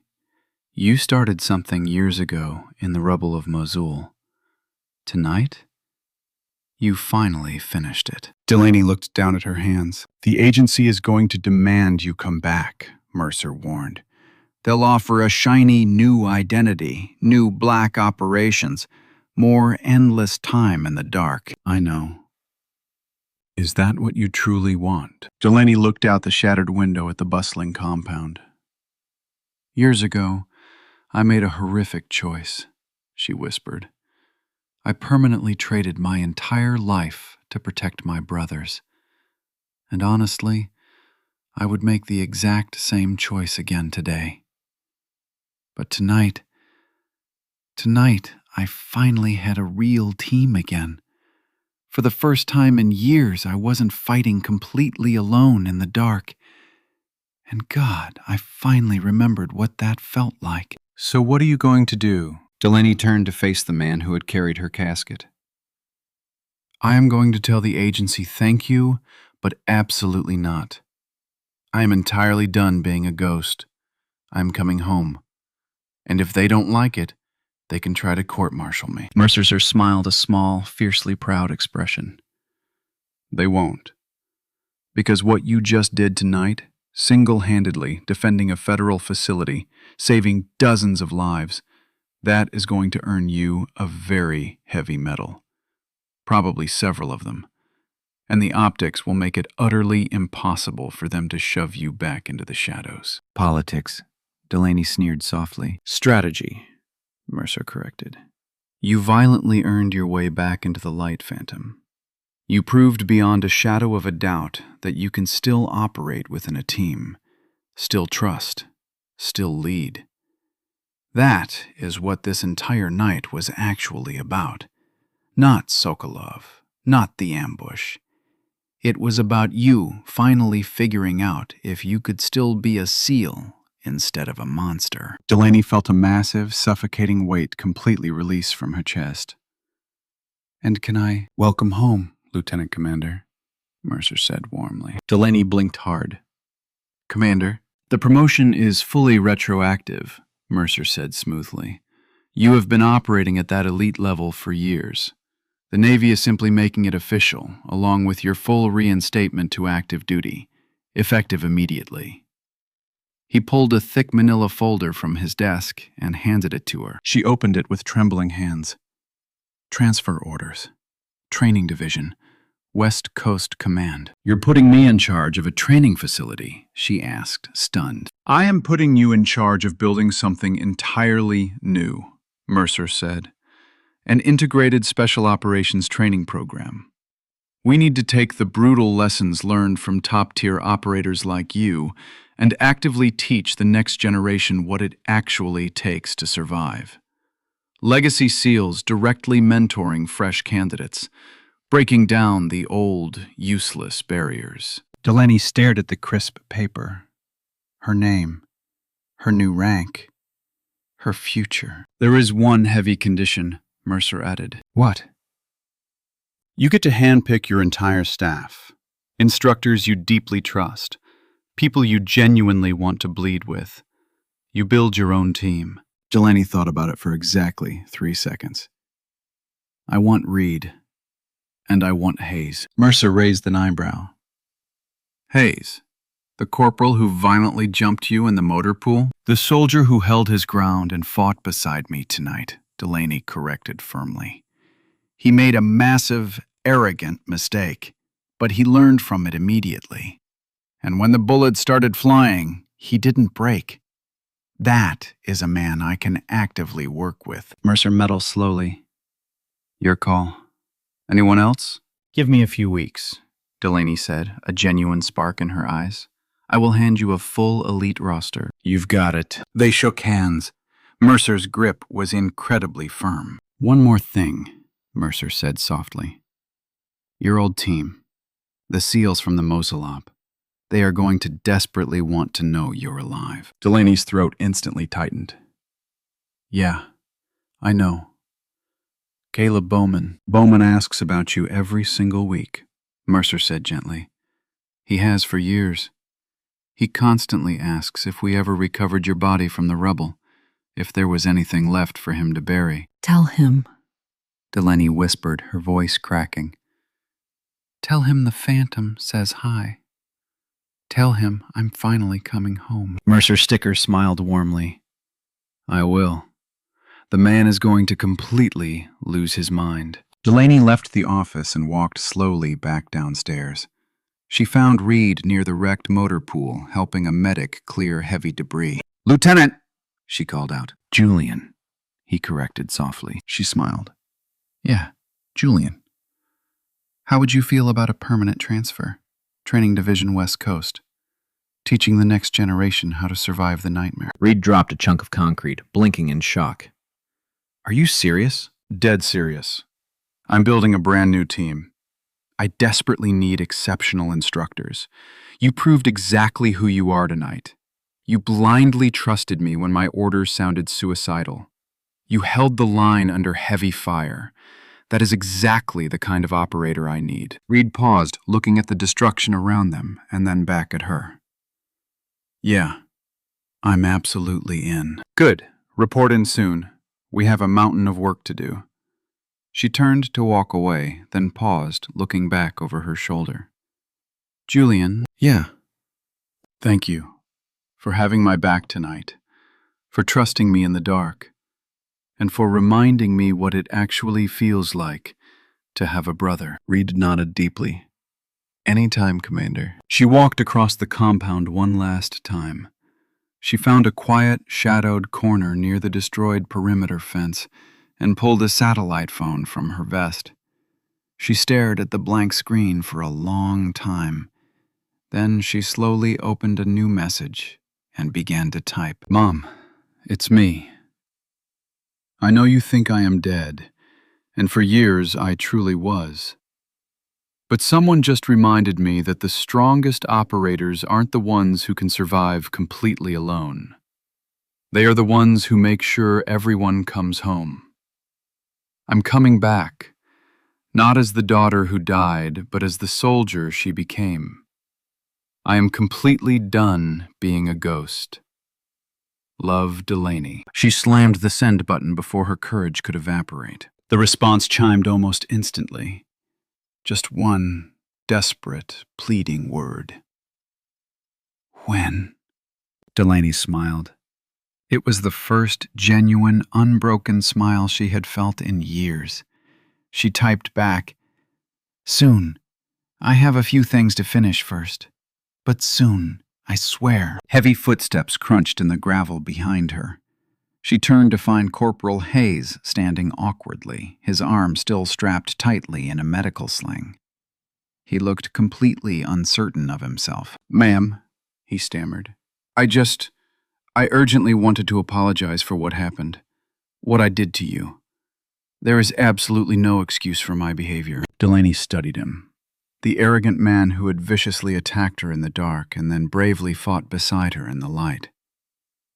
You're right, she said firmly. There is absolutely zero excuse. But there is a clear path forward. Hayes looked confused. I am building a completely new training program from the ground up, Delaney said. I need instructors who deeply understand what true painful leadership looks like.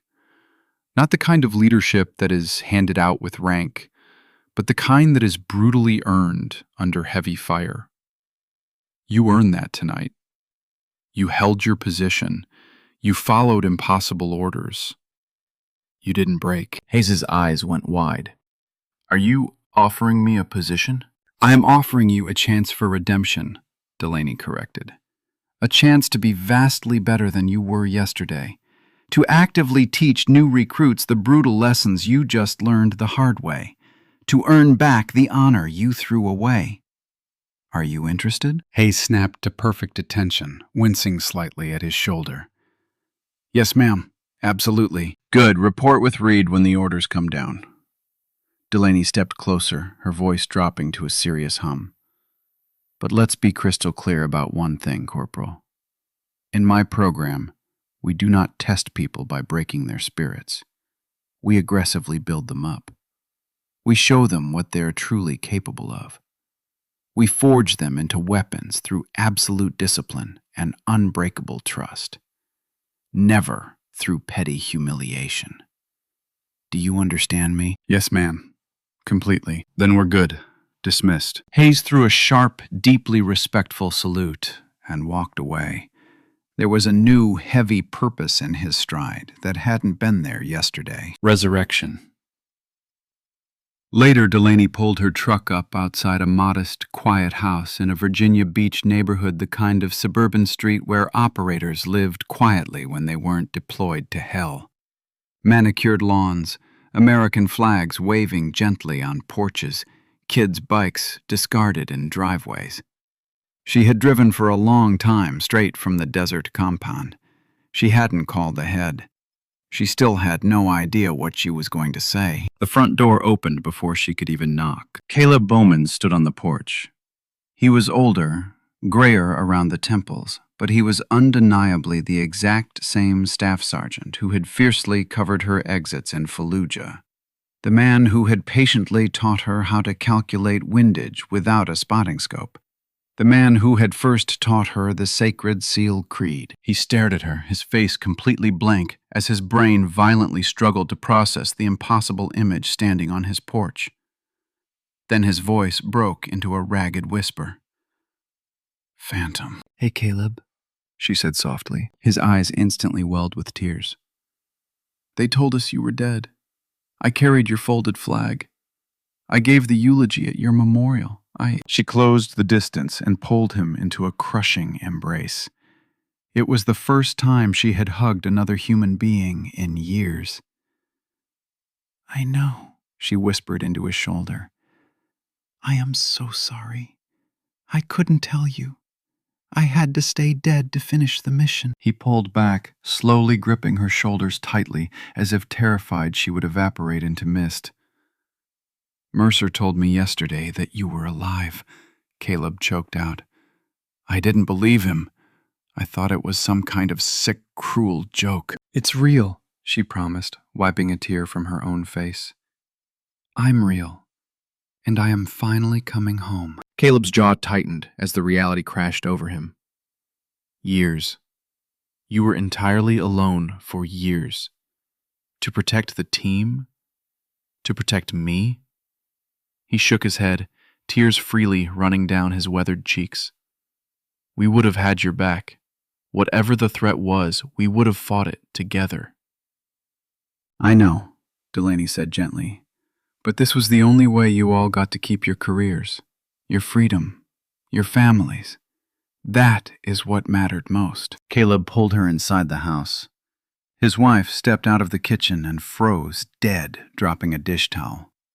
Their 2 children, teenagers now, no longer the toddlers Delaney vividly remembered, stared wide-eyed from the living room sofa. "Kids," Caleb said, his voice thick with raw emotion.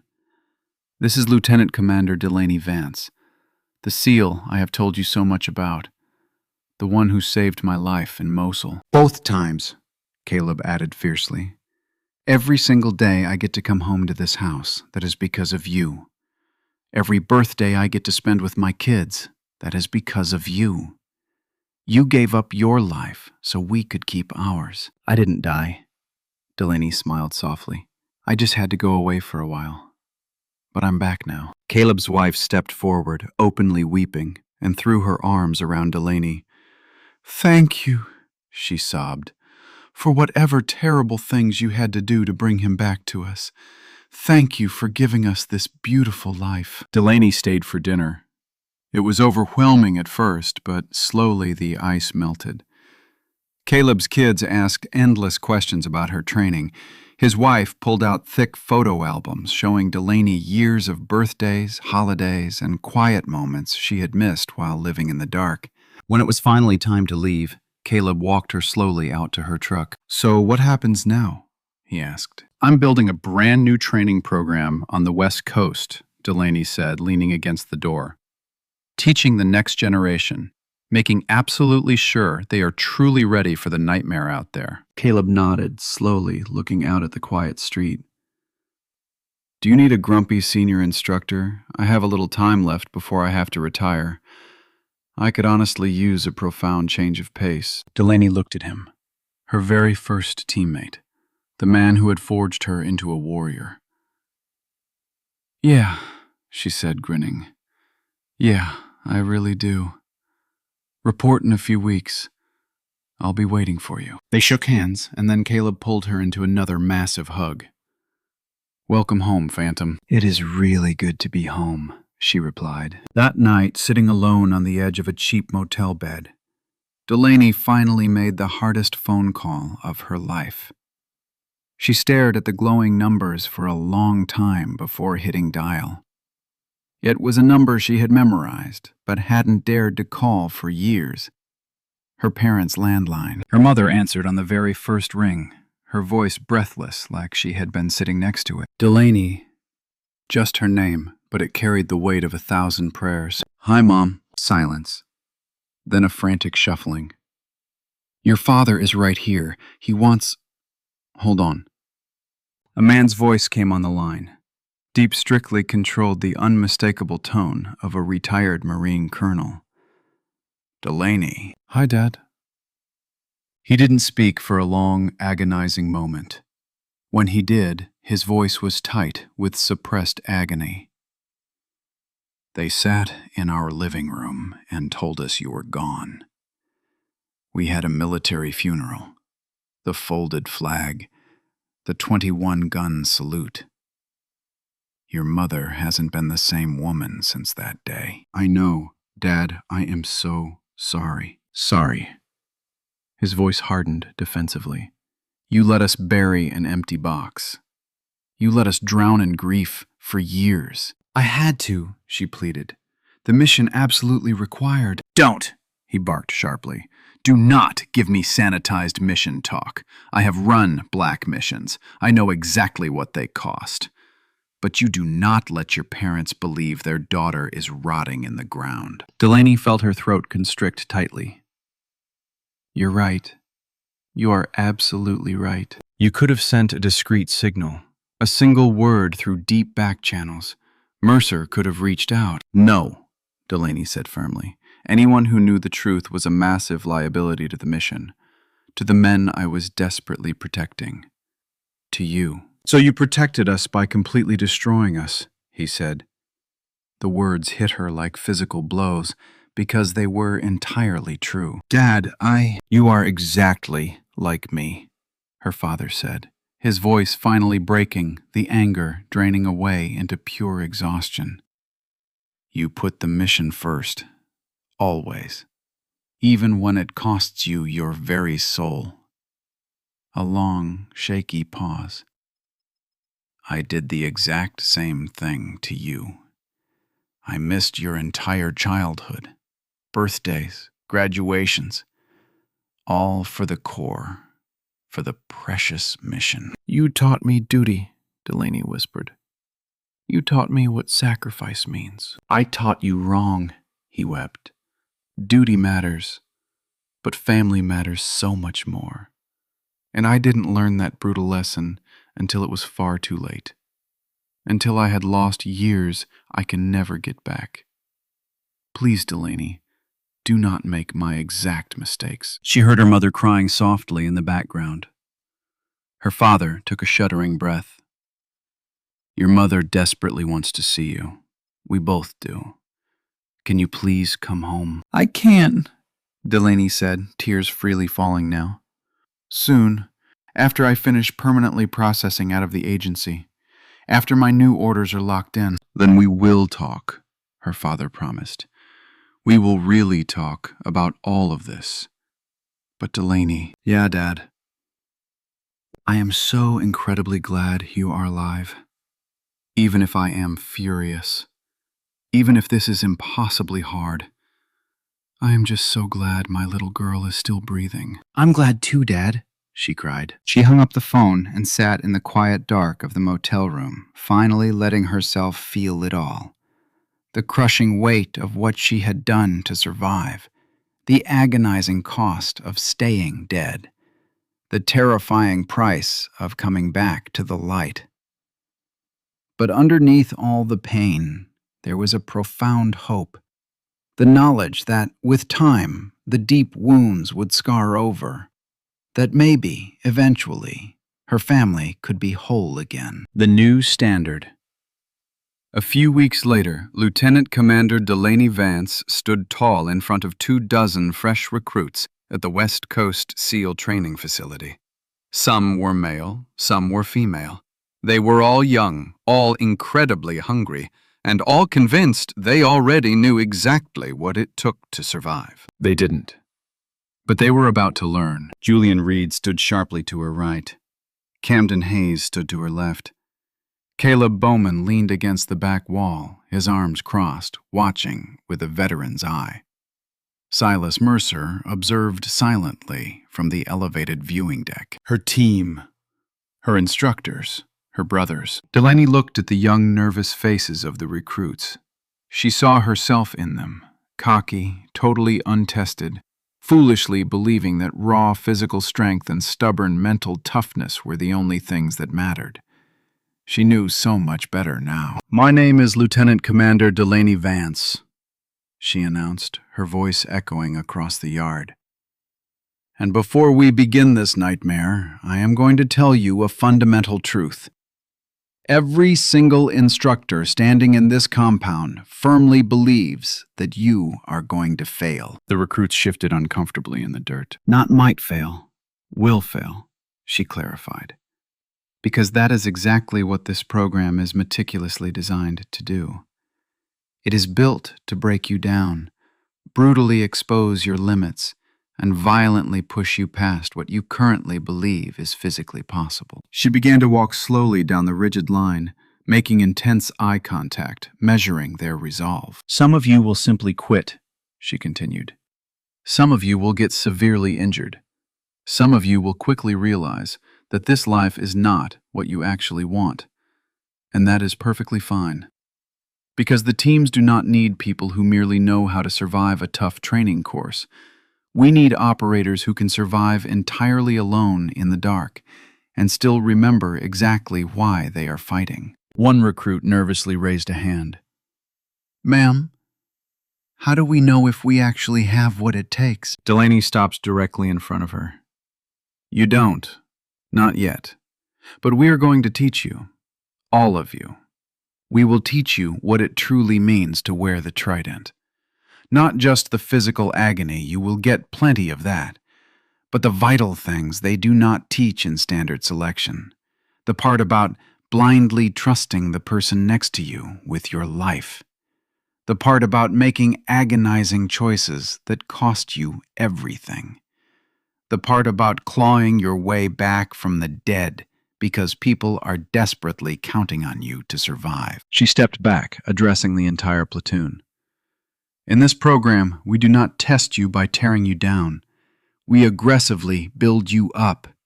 We show you exactly what you are capable of enduring. We forge you into weapons through absolute discipline, through unbreakable trust, and through proving every single day that you deserve to stand shoulder to shoulder with the elite operators who bled before you." Reed stepped forward smoothly. "And if you manage to survive this program, you will not just be qualified, you will be ready for hell." Hayes added his voice, ringing with hard-earned humility. "We have all stood exactly where you are standing. We have all failed miserably. We have all had to brutally prove ourselves. And some of us had to learn how to do it more than once." Bowman's gruff voice drifted from the back. "And some of us had to learn the incredibly hard way that the mission isn't just about being the toughest guy in the room. It is about being the smartest, the most disciplined, and the operator who ensures everyone comes home alive." Delaney nodded approvingly. "So here is exactly what is going to happen. For the duration of this course, you are going to train significantly harder than you have ever trained in your lives. You are going to learn tactical realities you didn't even know existed. You are going to be violently tested in ways you cannot currently fathom. And at the end of it all, if you make it, you will be SEALs. Not because you simply survived the beatings, but because you evolved into something vastly more than what you are right now." She let the heavy words sink deeply into their minds. "But before we begin," she said softly, her eyes turning cold, "I am going to give you the exact same opportunity I offer every single person who stands in front of me." She paused. "Last chance. If you want to walk away, you do it right now. There will be no judgment, no petty shame. Just an honest adult assessment that this violent life is not for you." The 24 recruits stood frozen in the dirt. Not a single one of them moved an inch. Delaney smiled, a small, fiercely proud expression. "Good. Then let's begin." As the recruits filed out toward the grueling obstacle course, Mercer descended from the viewing deck, walking up beside her. "Well?" she asked, watching them run. "You're a natural," he said warmly. "They genuinely believe you. More importantly, Because of you, they believe in themselves. That is the entire point, Delaney said softly. I spent years in total isolation.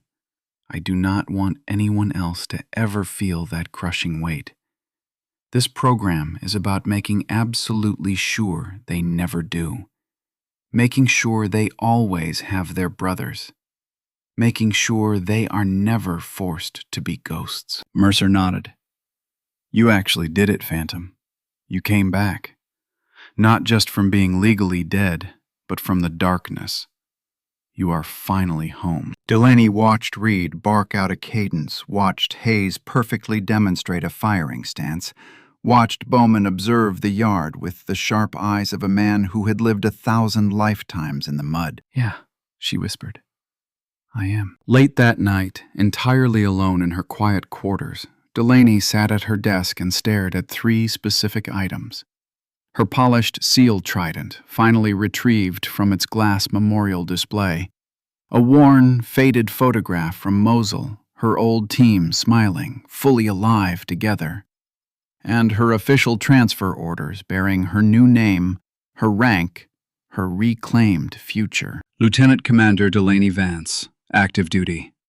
Not a ghost, not a memory. Home. She picked up the old photograph, gently running her thumb over the smiling faces. Bowman, the others, the family she had fiercely protected by disappearing into the shadows. Then she set it down and picked up the heavy metal trident. It was the ultimate symbol of everything she had been, everything she had tragically lost, and everything she had violently earned back. She firmly pinned it to her uniform, feeling the immense grounding weight of it against her chest. Tomorrow, she would begin teaching those fresh recruits exactly what it meant to wear it, what it truly cost, and what it was ultimately worth. But tonight she would just sit here, in the quiet peace, in the warm light, in the beautiful life she had willingly died for and fought so ferociously to reclaim. And for the very first time in years, Delaney Vance slept deeply, without fear, without isolation, and without the crushing, suffocating weight of being a ghost. Because ghosts couldn't build the future. Only the living could do that. The last chance was officially over. Now the real work had begun.